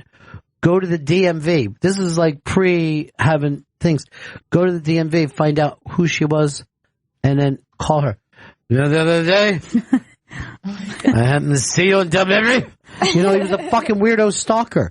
And I'm like, this fucking kid is a great fucking lunatic. And they would go, that guy is a phone pig. He's a contest pig. Yeah. He's always throwing prizes. I'm going, yes, he's addicted to the radio station. That's why we want him here. We want him on our side. Like, that moron that called in today with his own stupid fucking bed, the Radio Shark. Yeah. I would have fucking brought him into radio. I even tried to help him get a gig, but he would never give out his real name. Really? Yeah, because at one time I'm like, you should be doing a show. You're a maniac. And I go, but he wouldn't give anybody his real name. Why? Because he knows we'll go to his house and fucking burn it down. Yeah. He gave a name once. He gave DB Cooper to get into this building. He wasn't going to attempt to get in this building. He's too smart for that. You're not going to ever catch him. No, you can't catch him. But then in the he'd be surrounded. Yeah, in the meantime, he's the kind of guy that you would want. You know what I mean? Not somebody who went to college for communications. Are you a fucking lunatic? Why would you go to college for communications? You didn't, did you? No, I didn't. I didn't do that. That's the dumbest thing in the world. These guys come in. Well, I've always been interested in radio. Why? It's a fucking stupid thing to be interested in. You know there's TV, right? You know there's television. Why would you be going, let me go backwards? It's like the days in the Model T Ford would just be invented and people would be going, I've always been crazy about buggies. Want to get in that business. Look, there's Trump's first day. Remember how much we laughed when he went down the escalator? Oh, my God. I was sitting right in this seat, right here. We thought it was the funniest thing in the world. And we were like, oh, my God, there he goes. He's descending. We thought it was pretty funny. Yeah, it was funny. And now it is still funny, but different. It's funny, but it's funny on us. Yeah. Like we're the joke. Right. Not him. Here is Jeremy. Jeremy, what's up? What's going on, guys? Yeah. A few years back, my brother and I, this isn't an interview situation. It was more like a meeting, like a, can I get a raise type meeting. We worked at the same company, and he told the boss, straight face, 100%, he didn't know why we were laughing at him, why we thought it was so funny, but that if they gave him a raise, that he would work harder, and which implies that you're not working hard as you can now, so why would you get a raise? And He didn't get why that was funny to everybody. And we had to explain to him multiple times, and he was like, well, yeah, but I'll work harder. So it'll be worth more money. But it's also funny because it's like a threat. Well, here's the other, the real fact of the matter is that might work like on a weekly thing. If you found out like Friday, if you do so many hours, you'll get paid more on Friday. But overall, none of us adjust to how much money we get paid. We just don't. Right. You just do the same thing. Like you're like pissed, like I wish I got paid more. And then if you did get paid more, you work the same thing. Well, yeah, if you look around any office, it's always looks like the busiest people, the most stressed out people are the people who are making the money. And then the people who have like hit that plateau of comfortability are just like great. This is. But some people make a lot of money and don't work hard at all. You know what I mean? They just work the way they work. Like, it's almost like that thing about raises or the job interview has nothing to do with the job whatsoever. Yeah, like the job interview is the exact opposite of the job. Yeah. It probably, you don't get a good sense. I know that I've been in some job interviews where I was like, oh, this is not at all what it seemed like. And they probably felt the same. Maybe they thought I was a different person when I came in, but I was like, that seemed like a different job when I sat down. But I mean, the way that the harder you work or whatever it is has nothing to do with how much money you get paid. Zero. It's just you're the type of person you work at that level. Period. Right. Nothing else matters. Doesn't matter if you're fucking making $5 million a week, $500 a week. This is you. It's like a raise, an investment to keep that worker that you are content with keeping. I don't know. I think we're trying to make logic where there is none. Just people are that way. That's why they say go and do something that you love. That only works for so long. Then you're just going to be yourself.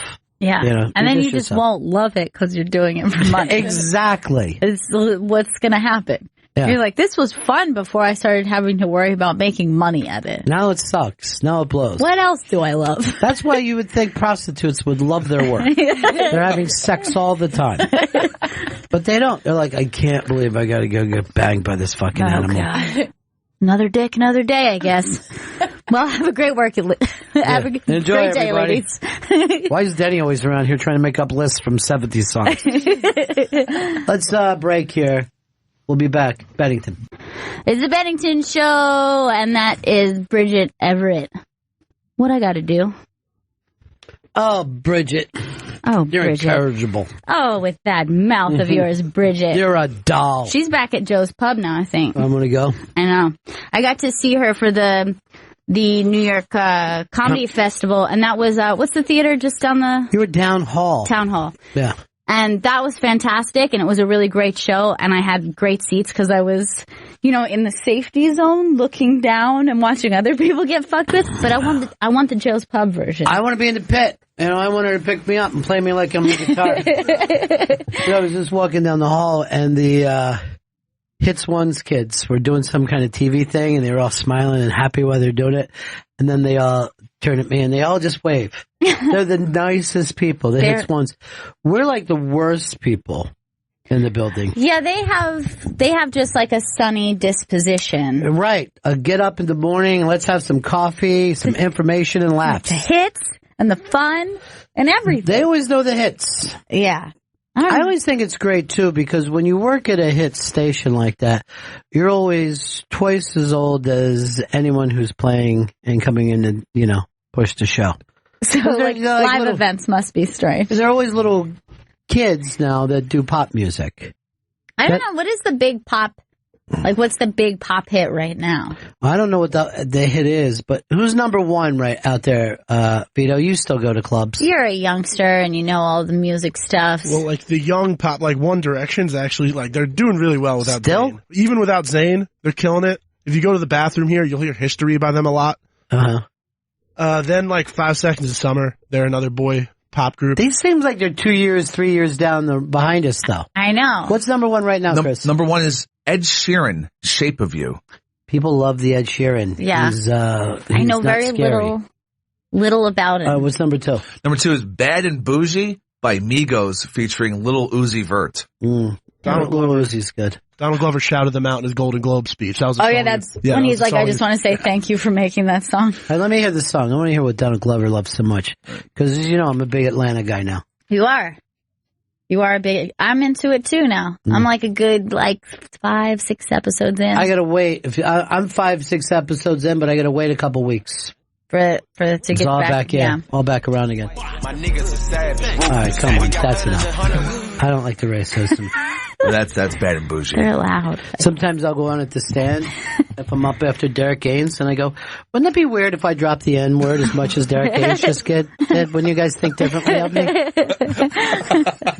was okay when he said it, but not you. Yeah.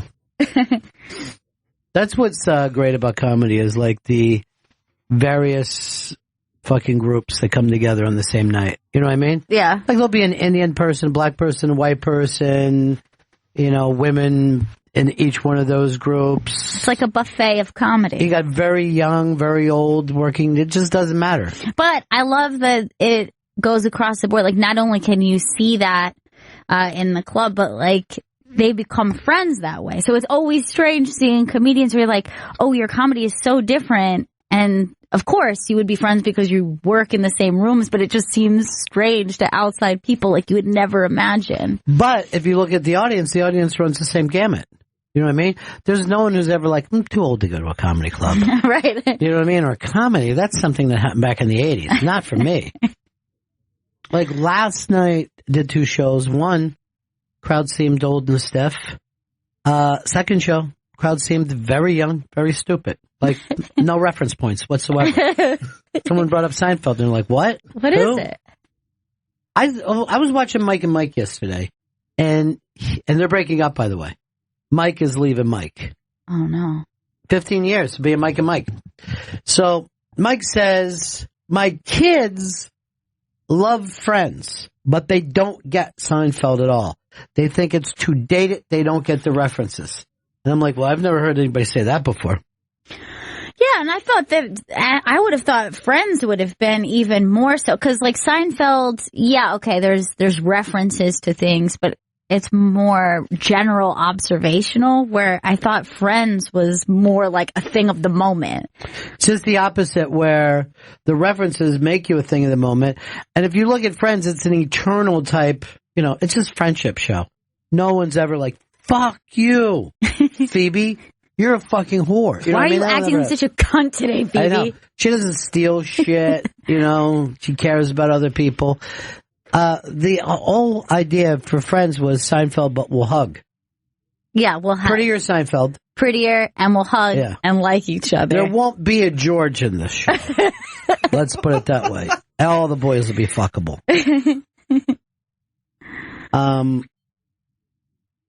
And yet I find Elaine to be sexier than anyone in the history of Friends. Yeah, she's the best. She's unbelievable. She'd have been my number 1 pick. If I was drafting for a sitcom, my number 1 pick would be Elaine. Take your pick of the Friends. Rate the 3 ladies. 3 pretty maids in a row. Have your pick. Jennifer Aniston, number 1. Man, I don't know. I guess Courtney Cox is number 2. Really? Mm-hmm. Kudrow last? I met her. Oh, okay. Spent an hour with her. She's great. I didn't pick You didn't have, like, chemistry. It didn't feel like that kind of chemistry. Yeah. Well, I feel like me and Jennifer Aniston would be very close. Chris, are you on Monica? I'm a Monica guy. I would have known right away. Like, I just could sense that you're... I always thought she was sexier than Jennifer Aniston. That's drunk talk. You've been drinking again. It could be. Yeah, I have. Hey. Seton Smith is here. He's performing at the Stress Factory in New Jersey on Thursday, February 2nd at 7:30 p.m. Go to stressfactory.com for tickets and more information. And on Twitter, it's at Seton Smith. Always funny, Seton Smith wearing an adorable Cheers shirt. Yeah, man. That's a surprise. Yeah. No, I really like the irony of it. I want people confused about my stance. We were just talking before you got here that this show had said that the Seinfeld show is dated for young people, but Friends is still eternal. And then you got Cheers, which was a gigantic show, but everybody forgot. Yeah. That's not even known to kids. Right now, Vito has actually been sharing with me that he's binge watching Cheers, and it's all new to him. Like, this is like, he's talking about it like it's a new show. It's a good binge. It's a good binge. Yeah. It's like one of the most solidly written things. Yeah. You'd be like, you forget, I guess, especially in this generation, how much you can do in a 3-camera format. Absolutely, how deep you can go. And too, because first of all, you were very charismatic on TV. Thank you. You had a thing that was very easily likable. Ted Danson is beloved by people even before he says a thing. Yeah. I always wonder how an actor can pull that off. Yeah, his physicality. He just looks so cool. He just looked like a dude you wanted to drink with. Yeah, and he was cool then, but I actually think he's cooler now. Like, his style now is insane. Like, he's such a stylish dude. Good call. He's aged great. He has aged so well. Like, the gray works so well on him. Yeah. Now, you've met him before, right? Yes. Whatever happened to that little bald patch that he had? I don't know how he hides it. He had a bald patch in the 80s. You're right. And I never think, that's where they cover it up. You're That's right. great. And it definitely is. I mean, it's his hair, but you're right. He has styled it in a way. So, Vito, you just started watching Friends. Cheers. Yeah, I just got on to season 10. All right. Who's your favorite character? I loved Coach, but he was only around for 3 seasons. I know. Woody is like, it's just good comic relief. I like the Rebecca seasons more than the Diane seasons. Wow. Bold statement. Because it's so much more about the bar than about a love story. Like, I like seeing like the bar wars, and I like seeing the characters around the bar more than just a love story every week. You're like a TV critic. You know what I mean? Like, you're just not like, I'm watching it. You actually have reasons. Oh, yeah. Why you like the new band. I mean, the way he's been talking about it. And I was like, yeah, no, Cheers is a great show. And he's like, but seriously. I thought Carla was the show. What was her name? The waitress. Perlman? Yeah. Rhea Perlman? Wasn't she Carla on the show? Yeah. I thought she was amazing. Can I tell you a story that I messed up the name, but Andy Ackerman, the director on Mulaney, was the editor on Cheers. I didn't know that. Yeah, he actually became, upgraded from director on there, and he directed Seinfeld, and his career has been amazing. Point being, there was a, anecdote, I forgot which one it was. It was either the mailman dude or the other dude with the white mustache dude. Cliff is the mailman. Yeah. Cliff. So one of those two was going in for the audition for that character, and he failed at it, and they were like, all right, this might be good. And then he was like, what can I do? And then last minute he was like, every bar has a guy that's always like saying, I can do that better than that guy. Right. And he just improv'd it on the spot, and they wrote the character into the show. Yeah. I just found that story. That was a brilliant thing, because he's like, there's always the know-it-all, the trivia guy at a bar. Which, by the way, trivia doesn't even exist anymore because everyone has a phone, and it is ruined. No, this was trivia game night now. We used to do trivia on the radio, and I would be able to have one question and take the rest of the morning off. Nope, not that. And now it's over in a second because they cheat. But yeah, they do them at bars now, and it's almost like a throwback. Old school thing. Everyone throws their phone in a basket where everyone's like, no, seriously, put your phone away. And you're like, oh, what if I just took out my phone and cheat? And people are like, why would you do that? And you'll ruin trivia. There's extra pressure when you're on playing a game, though. Like, there are things that you would get that you blank out during the game. I'm absolutely like that. Then I would just be like, I forgot everything. Who are the friends? But then the logic conversation is basically 90% of the fun. Yeah, right. Well, okay, well, if Uruguay, was invented that year, then Russia must be, and then that's just silly. I've done Doug Benson's movie podcast, and I'm like, Bruce Willis movies. Damn. I know he's done some.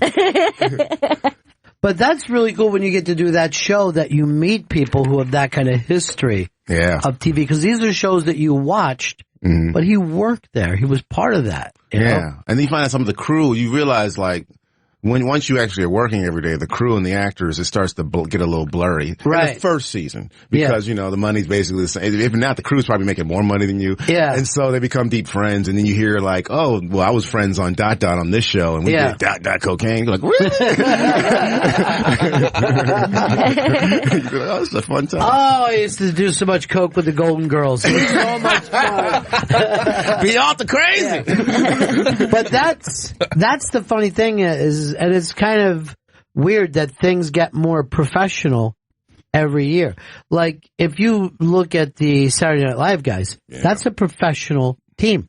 That used to be wild in the streets, And the stories are now better from the past than they are in the present. No one wants to hear that Bobby Moynihan is a really hard worker. He will stay with a character till he gets it. I mean, he's here all hours of the night. What was the last party crew?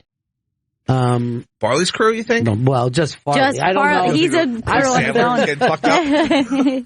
Well, Will Ferrell says his first season, they drank so much. The first 2 seasons they drank and they drowned it. And that's why third season, when they got sober, is when the show got good. Is that right? They all collectively got sober. 80 Bryant was on TV, though, talking the other night, saying that she did the SNL Writers Party and woke up on the floor at her apartment house on the wrong floor.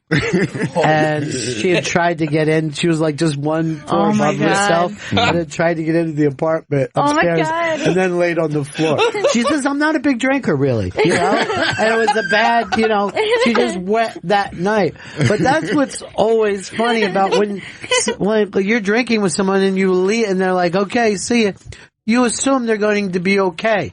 As you get home, you're not thinking they're laying on the floor upstairs. And she got woken up because the guy was throwing the newspapers in front of all the doors, and one was whipping by her head.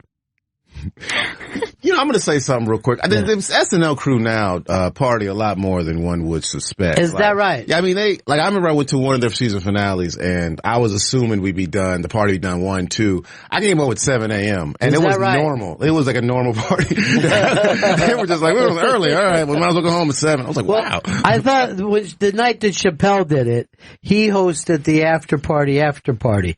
And that thing, I mean, he's singing Creep at 8:30, 9 o'clock in the morning. And that's going, but like Chappelle's in a place right now, it doesn't matter what he does. Everyone's like, this is the greatest thing that ever happened. Yeah. He's almost Bill Murray.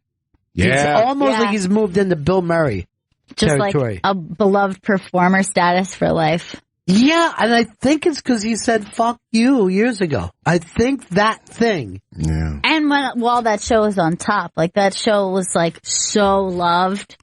Yeah. So it never had that moment of like, last season was okay, but I don't know. Yeah, that's when you leave, when you don't take the money and you leave, when you're like, I think I'm kind of done. We've really been up here a while. It looks good in retrospect. I mean, especially with that $60 million check he's getting. Mm-hmm. That makes up for the $50 million he walked away from. Yeah. Well, that's Netflix now, Mm-hmm. All right, so Netflix just gave big money to Chris, Dave Chappelle, and Jerry Seinfeld. I've got a prediction. The next $10 million special, $10 million plus, might even be $20 million, is going to go to the return of Mr. Eddie Murphy. That's my prediction. You think? Murphy is going to make a comeback, and Netflix is going to bankroll it. I mean, it's not like I'm not gonna watch it. I'm okay. I'll be there. I was at his Mark Twain Awards. Yeah. And watching him tell jokes was like listening to Miles Davis pick up the trumpet after a while. And Miles had done that too. Miles had walked away, and came back. And you didn't care. You were like, whatever, man. Play your hip-hop, jazz. Who cares? I mean, Eddie Murphy can put in a 3. I'd still be entertained. I don't care. I mean, it's 30 years of stuff he ain't talked to about. Yeah. 30 years. Yeah, I think it's going to happen. I think that's the next big deal. But that award show that he did, where he just walked out, started on Cosby, but so casual, funny as shit. Because like Eddie was the first person ever to say anything bad about Bill back in the 80s when he said Bill called him up and bitched about him cursing. And he did a bit where he's doing an impression of Cosby talking to him, and then he's calling Pryor to ask Pryor what Pryor thinks, and Pryor's basically saying that he ain't paying your bills, fuck him, you know what I mean?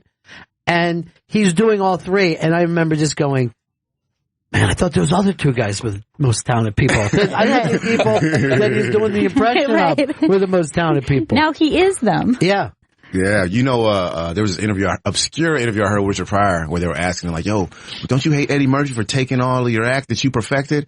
And he was like, nah, man, everybody gets a chance with a gift. I had my chance. I squandered it. It's his turn now. Yeah. I was like, yeah, Pryor's a shit. He was amazing. I mean, he was amazingly weirdly honest. You know what I mean? Like, no one had been honest on TV before that. No one would go out and just say, hey, I fucked up. Particularly, you know what I mean? like, then you think that level of honesty, too. Like, where he's talking about his wife and... Yeah, it was, it was just enough news coverage where it was good. If it was news coverage now, it would be sad, because you see the cracks of cocaine. Right. The crack of crack. It just looks ugly. But now, then it was like you only saw him when he was all cleaned up, and you're like, oh, cool. And like, he was talking about it after the fact. Yeah. But yeah, like that bit that he did when his wife says, I'm leaving, and he says, not in this car, and he fucking blasts the car. That's hilarious, but if you saw that on TMZ, him just shooting a fucking car, you're like, what the fuck just happened? Shit.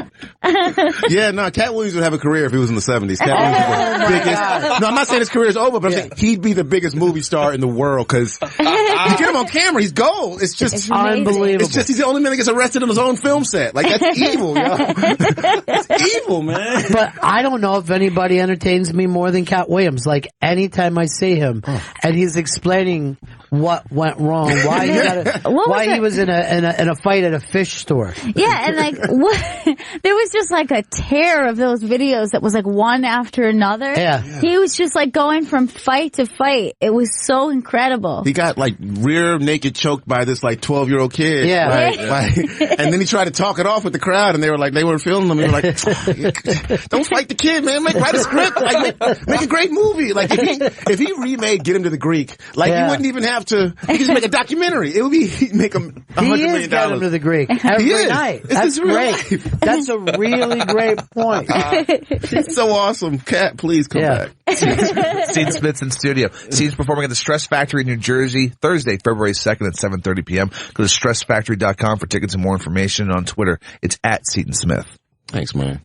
That's great, Chris. Just plugging. That was really You kind. should be plugging. Yeah.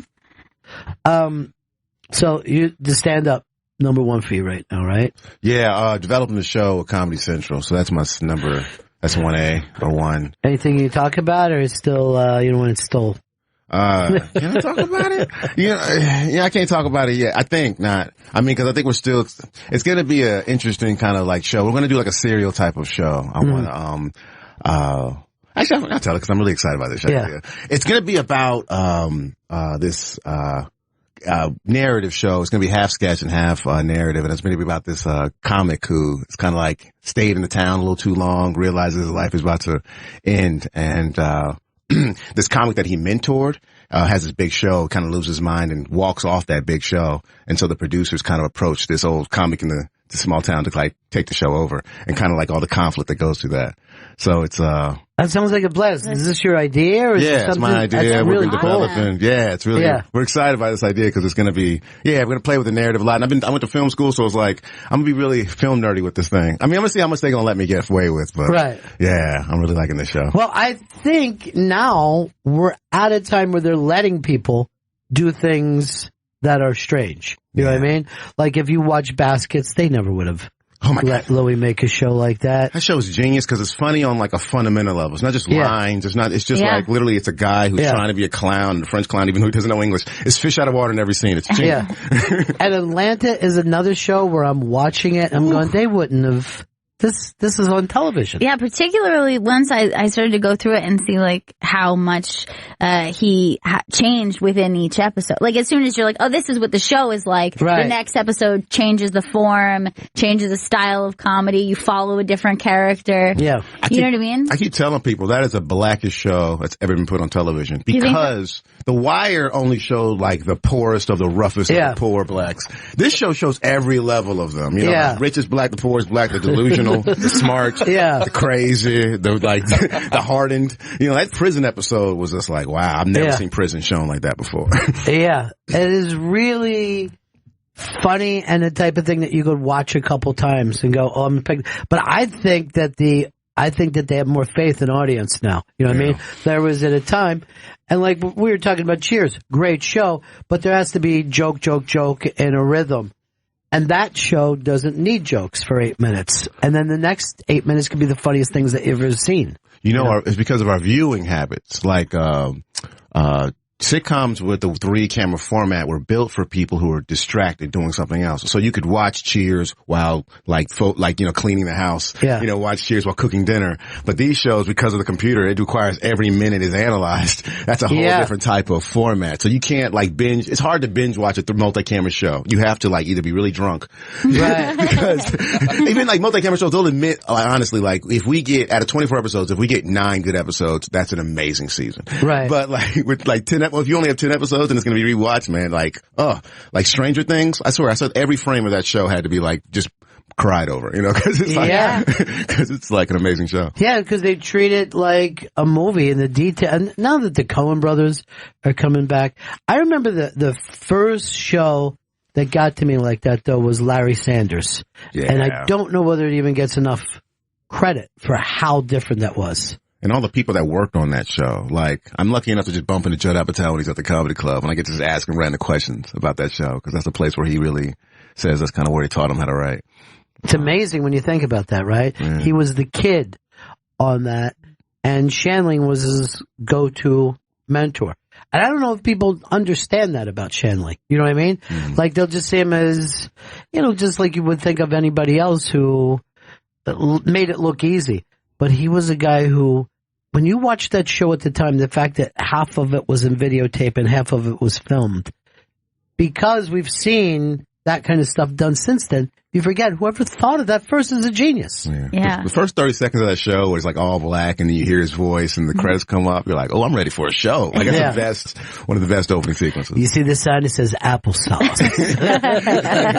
That is just so annoying. I think of that, by the way, every time I see an applause sign. Like, every time I see one. Applesauce. Well, this is why that character was so brilliant. That guy, you hated to see lose. It broke your heart when he lose.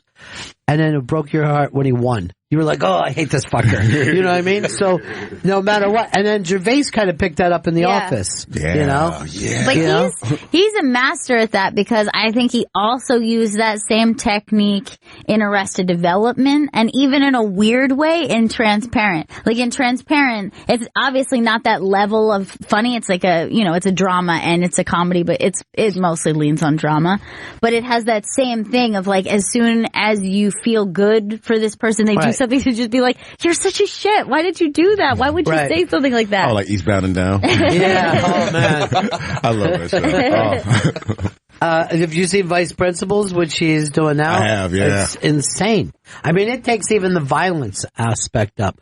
They're pushing so hard on TV now. But what's funny is, there was a show called Search Party this year. Yeah, it was awesome. Brilliant. Did you watch it? Yeah, it was great. Mm-hmm. Brilliant. It should have been at a different time. That would have been the most talked about show of the year. But there's so many shows now that you have people going like this, Search Party, what do you mean? And you have to explain it to them. I think there's a time right now, and I've been kind of going through it emotionally, like, just more or less for my 35-year-old brain, where I'm like, you could either get into this business for the fame of it all, or get into it for the fun of just making the stuff. And I feel like we're almost like the point where, like, there used to be just only, like, you're either poor artist or you're a rich artist, and now I think there's like a growing middle class of artistry. I think that's true, man. I think, like, Search Party's in that. Like, okay, well, all right, that's your job. That's even with some of the other platforms where people are making sitcoms that are just on the web. I went and Big J has a show on CISO. Mm-hmm. It was a blast. You know what I mean? Like, this show, and everybody's on it, and, they've got a budget, and it's fun, but you're not going to be Cheers.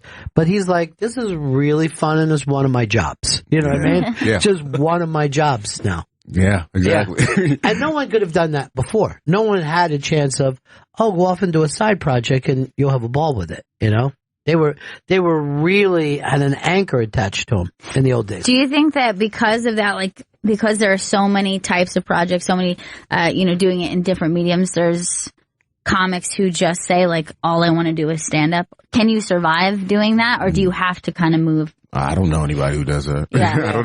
I don't know anybody who does, like, in this industry, who does one thing and survives. Even George Clooney has multiple things he does. Like Matt Damon, all the biggest people are like the biggest, they're the biggest best PR people you'll ever see. And, I'm thinking about my friend, like Kevin Hart, people think, I don't know who looks at Kevin Hart and goes, oh yeah, he just is blessed with work. He literally, I feel like he's almost earned every fan. Like, he got every email address before Twitter was big. He got all those fans, and now he tweets them constantly. Like, I don't know.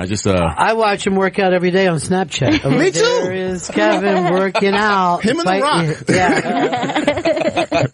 Seton Smith's in studio. He'll be at Union Hall in Brooklyn this Saturday, January 21st. Then he'll be at the Stress Factory, New Jersey, Thursday, February 2nd at 7:30 p.m. Go to stressfactory.com for tickets and go to setonsmith.com for all additional dates. And on Twitter, it's at Seton Smith. But there's almost a sense now that you can't turn it off. You know what I mean? Like if you're in the business. And there also is a thing of that the shelf life seems shorter no matter what you do. It's like when they made Goodfellas, people talked about it for a couple years. Or when Spike Lee came out, every movie you're like, that movie was like a holdover that you would talk about it for 2 years. Now Spike makes a movie and he has to make another movie and another movie, you know? Yeah, you got to keep working for the rest of your life. I mean, like everybody else. Right. There's no American dream of just this one thing you made it. I also don't think it was ever really like that. I mean, movies get money really wasn't that crazy. I mean, you had to make, I'm sorry, I'm getting all stuff over my words, but I'm thinking like, you probably had to make a lot of movies in order to make that one big check to retire in the first place. Yeah. And I mean, the only thing I'm mad about right now is syndication is not going to be like it used to be. Like, there's not going to be that Seinfeld syndication world where like, after the show's over, they're going to pay you like $100 million to be playing. I mean, that's gone. I always think about this too. If Seinfeld would have been canceled when they were talking about canceling it in the first year or two, what would he be doing now? You know what I mean? Because I don't think he ever would have went back to TV. I think he would have just thought, well, TV isn't my thing. And I'm just going to I think he would have been Brian Regan. I honestly think he'd be out doing great, working shows, but people, paparazzi wouldn't be following him. But I don't think he'd ever would have done another TV show. And would be like the kind of guy like super loved with like among comics. Saying he's the best of the best. Yeah, there's no doubt about it because he's such a I don't know. I think he's hungry. I think he would have just for the ego purposes because I don't know. Mulaney actually had a meeting with him once and was like, there's only like 3 people in the history of sitcoms who have like written, starred, and executive produced their own project. It was like Seinfeld, Mulaney, and this other dude. But it was just like he's like a alpha kind of. I'm blown away by that thought. I didn't even realize that it was that small. Yeah. Not many people do that. There's a team of writers in the Star, but I mean, it was Larry David and Seinfeld and if I look at his acting now, like when he was on Louis or when he made spots on the Daily Show, I forget he's really funny. Like I think he was less funny on his show because he gave the reins to the other dudes, but I don't know. They were also talented actors that he was working with and they got that. You know what I mean? Like, Elaine and George are unbelievable on that show. And then you got a guy, the Kramer character, just came in and hit the long ball. You know what I mean? Like, he was either going to strike out or hit one into the seats. Yeah. It was a Bond situation. But that can't be easy to hand that over, particularly if your background is comedy. And then you start writing jokes for other people. Yeah, but unless I think when you're the writer, you can take more. But if you're thinking the writers are giving away the jokes, that happens with some guys. But you got to make people forget Andy Griffith was like a big time comedian and was gigantic movie star, came on and he goes, oh, these other hayseed characters are getting the laughs. Great. And, he was cool with it. He played the center of the show. This is an old reference, but Carol Brunette's show, one of his actors, Hedley Lamar was like, are you mad I'm getting more laughs than you? She was like, I doesn't care as long as my name is on the marquee. Yeah, as long as you're coming back the next week, everything's copacetic. Yeah. The Carol Burnett characters, they came in and did this show one time. Really? It was Carol, Tim Conway, and Vicky. And when they sat in here, I've never had this experience before. I felt like I was related to them. I felt like I saw my aunts and uncle from when I was a little kid. And they knew it. Like they understood that this is how people treat them. Right. You know what I mean? They just were like very like, hey, great, but I could see in their eyes, yeah, I get it. You've lost reality for a second. You know what I mean? And that they put up with that all the time. I feel like there's like everybody is susceptible to at least one person where they get like just gaga with. Yeah. Yeah, particularly if you dug them when you were a kid. That's the thing that's never out of you, Yeah. Paul McCartney said this thing where he has like a 5-10 second rule with whoever he meets because he knows they're going to be freaked out and stuttering for the first 10 seconds and he just kind of lets it go and then All right, you over that? Okay. Now, what I need is some cleaning fluid. I forgot. Who do you think is a star that's got that kind of thing now? Because, like, you bring up Kevin, but I think even with Kevin, people are glad to see him like a friend. You know what I mean? I don't know if he has that same kind of, because I think Eddie Murphy had Elvis Presley hysteria.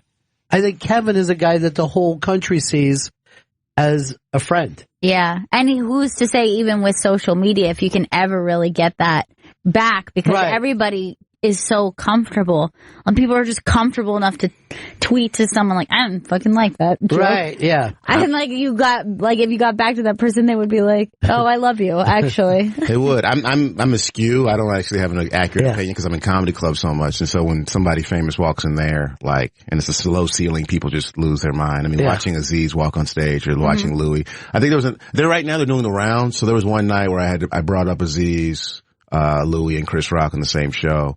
And just, I think people, like, it's almost, they were just exhausted just from cheering. Not even the laughter. Just like, oh my God, it's too much. Here. When these people are here. This is happening for real. Yeah. I would say certainly Rock has that thing that's, much bigger than life. Much bigger than life. I mean, after Chappelle left his show for about 3 years there, he was just doing random appearances in places, and people would just write about it. And like he would close a Roots concert, like shit like that. People were like, what? and there was that thing is like, well, Chappelle went on in San Francisco at 11 o'clock and stayed there till 5 o'clock in the morning. I was like, what the hell is going on with him? I thought he lived in Africa. I thought he left here and went to Africa. Seton Smith's in studio. He'll be at Union Hall Saturday, January 21st. That's in Brooklyn. And he'll be performing at the Stress Factory in New Jersey Thursday, February 2nd at 7:30 p.m. Go to stressfactory.com for tickets and more information, and go to setonsmith.com for all additional dates. When you did Mulaney, how much did you learn about the business during that? How much did I learn? I guess it was like a night and day thing, or more or less like, I thought, when you were like in your 20s and you think you know everything, and then I got that job, and I was like, okay, dang, I didn't know anything. I remember I was writing a script before I did the show, and after I was on the show, I was like, oh, I didn't think about any of all these things, and like, oh, I'm not a good writer at all. Even despite the film school and everything. Yeah, it's just, there's an apprenticeship that you need in show business, I realize, with almost everything. Like, every great comic is opened up for a great comic, in my opinion. Just because you just see how you put the set together. I think that works with script writing too. Like, you can know all the stuff, but you gotta see how the sausage is made in the room, and you go, oh, okay. And, I just needed that. That was a show that you couldn't have looked more comfortable on, though. Like, everything that you did popped on that show, and I'm like... Yeah, that was lucky because they didn't ask me to do anything else other than just be funny. And I'm like, okay, well, that's easy. And so I just was like, and so I actually just went in the room, studied, and just came on set and was like, waka waka. And, especially too, because I was always intimidated because it was like a lot of SNL people on there. And then like, Zach, Perlman, who actually is like doing a bunch of movies now. So it was like, okay, I might be the only real comic on here. Let me just, try to. But you also have a thing that, even though you went to film school, you seem like a street guy. You know what I mean? You seem like a guy who only did the streets and then walked into a comedy club. So I was even shocked that you said you had a film background. Oh yeah, thanks man. Yeah. I hide my nerd real good. It's just funny to me to say smart things in an ignorant way. It just makes me laugh, Equals 50 square, motherfucker. Like that, like always makes me giggle. Where'd you grow up? My mother is a black hippie, so I moved around a lot of places, but I was born in San Diego, then I moved to Missouri, then back to California, then Jersey. So I was in like 5 or 6 schools growing up. And your mom's a hippie? Yeah. She's old school. Old black Buddhist at first, and then she evolved into this Christianity Buddhist, thing called Unity, then became a minister. But first she was a bookkeeper at a Jewish temple. So I thought I was Jewish for like 5 years. And then my dad sat me down. I was like, what the hell are you talking about? Yeah. And then I went to a Baptist church and then all that jazz. But, did that kind of see in public speaking when you were a kid help you out? Like to... Yeah, because my father's a professor, and so I was watching him give lectures, and my mother being the minister. And the way she preaches is like she'll just read a lot and then get on stage and spew and find a rhythm and make it very conversational. And I found that like the informality of it all really. I was like, oh, I like it. It just was like she made it so, just making, I remember when she first started, like, doing the preacher thing, I actually would follow her to other preachers and watch her break down other preachers. Yeah. And then we just go in the car and discuss them. And not even from a holy standpoint, just more or less. I remember when I was 10 years old, I watched this one woman give a sermon on the first 40 years of my life. And it was all the first 40 years before she became a minister. And it was just the darkest stories you could hear. And then and then you see the God twist. You go, wow. Right. Yeah. We were in the car like, wow, what a speech. And so, I guess she taught me how to be a comic. Kinnison had the same thing where he, even, at the end of his life, even when he was doing comedy, he could still look at a preacher and go, this guy is great. You know what I mean? Like, this guy knows how to bring it, knows how to capture the room.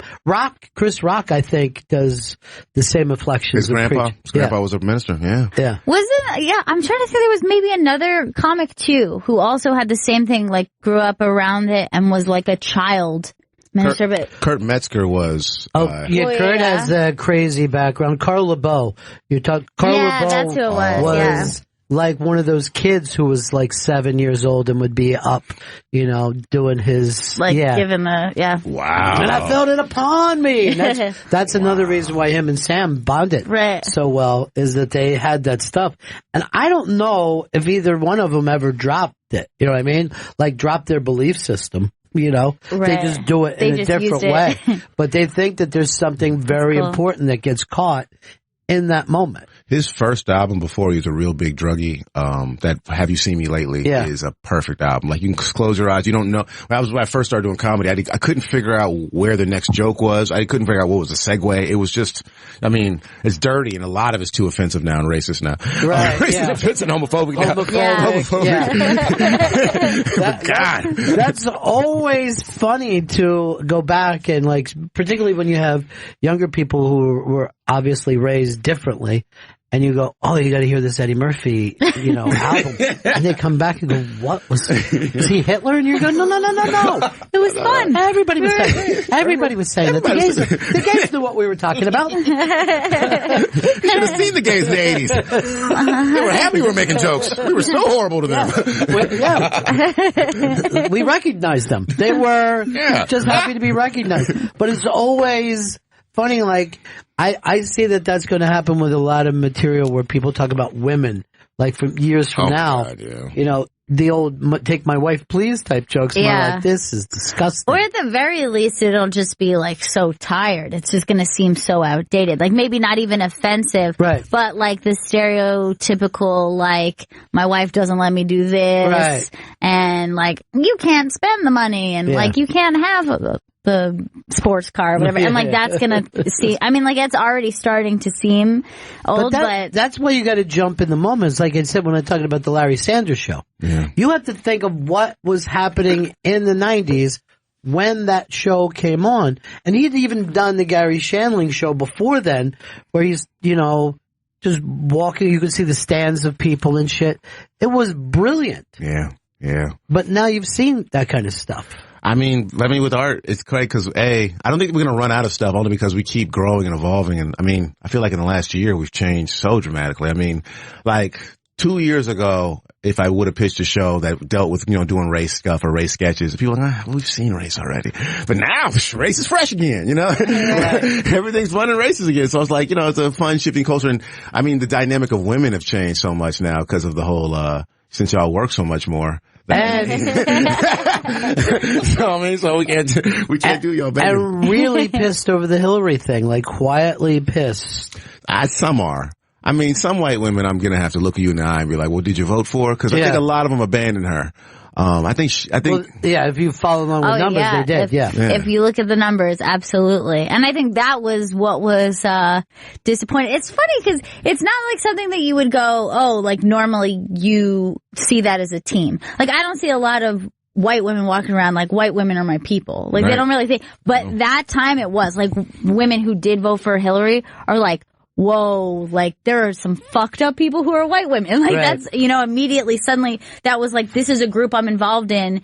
And I didn't think I was. That was the big You're like, chill. who are you? Why did you do that? On the flip side, though, her campaign strategy, I mean, was so, just to go like, he's worse than anything ever. Yeah. It's just not a believable message. I Like, mean, he's not the worst thing ever. I mean, like, we've seen the worst thing ever. He could be horrible, don't get me wrong, but like, I mean, it was such a stronger argument. You're like, well, hey, this is what I can do for you. Oh, yeah. It's no doubt that the campaign did not bring out what everyone was hoping for. And it was like a moment where we needed a fucking clutch situation here. You know, we needed somebody. Yeah. There's no doubt, except for you found out that she almost had 3 million more votes. They were just in the wrong places. Wrong places, yeah. So, this is also a place thing. Right. You know That's and city again, people and country people are different. We've always been. It's great. You ever, y'all was thinking about this the other day, Wizard of Oz? You know, Wizard of Oz was like, a book was supposed to be a metaphor for whatever happens in America. Mm-hmm. You know, that like Dorothy was an innocent farmer following the money on the railroad road wait, do y'all already know this? Cause I don't want to repeat myself. No. Like on the radio, listeners already know. No, so Dorothy was supposed to represent the farmer following the railroad road. The Tin Man was supposed to be the brainless industrialist. The lion was supposed to be the heartless politicians. And the, what's the other one? Scarecrow. The Scarecrow. God, who's he? Education, probably, right? Stupid education. Elite. Oh, God, it was I think it was a brainless bureaucrat. Whatever, point being. And the Oz guy was supposed to be the president, but, you know, he had no answers for you. Right. That was supposed to be the late 1800s. So we've always had this problem. But yeah, if you even look back to the Jennifer Lawrence movies, here are these country kids who know how to fucking hunt. They come into the city where there's weirdos with fashion and, you know, debauchery, and they take it back. I mean, there's been this building thing for a long time that city's bad, country good. Batman. Yeah. Batman is just, the rich guy going in and just cleaning the city up. I realized that movie, if you watch it again, it's just a love letter to the police. I didn't realize, like, I mean, they capture all the police in part 3 and the city just goes to pure crap. And then we gotta get the police back. And then we get them and they rescue us. Oh, okay. I see you. I see you, Batman. Seton Smith's in studio. He's going to be at Union Hall in Brooklyn Saturday, January 21st. Then he'll be performing at the Stress Factory in New Jersey on Thursday, February 2nd at 7:30 p.m. Go to stressfactory.com for tickets and go to setonsmith.com for all additional dates. There's another reason why Seton is great. Just he had no idea he had to pull this Wizard of Oz thing out of his pocket when he walked in here today. He's able to roll with it. And the other thing is Vito, he went to film school. He's $100,000 in debt, and his jaw had dropped down. He owes 100 G's. He went to radio from film school. Yeah, I went to SVA. It was really exciting. Oh my God, really? Yeah. Wow, man. I just performed at Emerson, which I think is like the Boston version of SVA, just as expensive. Yeah, they treat you good when you're there, though. Yeah. You know, they treat you like you're special. SVA, Emerson was like 50% more. Like, Emerson was crazy. Like, my mom was like, don't even apply there, dude. Wow. Any kid who plays the banjo in this country wants to go to Emerson. I know. Any instrument that you play, they're like, I think I'm going to Emerson. My girlfriend went to Emerson. She said the sex there was absurd. That's what she was saying. That those kids, with the money then, with the money, just all artistically exploring their bodies. I'm like, I went to the wrong school, man. Well, you did too, I guess, Vito. Huh? You didn't meet anybody. No, I went to just lame art school where they were I do know that his student film was played in the movie theater. You know what I mean? Like, you could go to the theater. Wasn't at the school. Right. You were at the, I forget what it was. Yeah, so SVA has a theater on 23rd and 9th, which like a lot of movies actually premiere out of there. So like that was a cool. Oh, they actually own that theater? Yeah, that's like their actual theater. I didn't know, because I've seen movies there, and then the director will come out after. Yeah, like Inglourious Bastards premiered there. Like it's like a really nice setup that I got to watch my movie on a big screen. Yeah. Really? That's dope. Yeah. And it looked great. You know, my best friend went there, and he, for the screenwriting program, they actually would get actors from the SVA program to just act out random scenes from their script in that theater, and I was like, that's worth the $4 million that you're committing. All right, we got to wrap this up. Seton, great to see you again, buddy. Thank you. Another great plug, Chris. Seton Smith will be at Union Hall in Brooklyn this Saturday, January 21st, and then Seton will be performing at the Stress Factory in New Jersey Thursday, February 2nd at 7:30 p.m. Go to stressfactory.com for tickets, and for the rest of Seton's dates, go to setonsmith.com. And this is a funny funny man. Make sure you go out and see him. Very unique performer. All right, buddy. We'll see you next time you're coming through. Awesome, and we'll see everybody else again in 1974. Ladies and gentlemen, the evening is over. We hope you all enjoyed yourselves, and we'll see you all again in 1974. Good evening!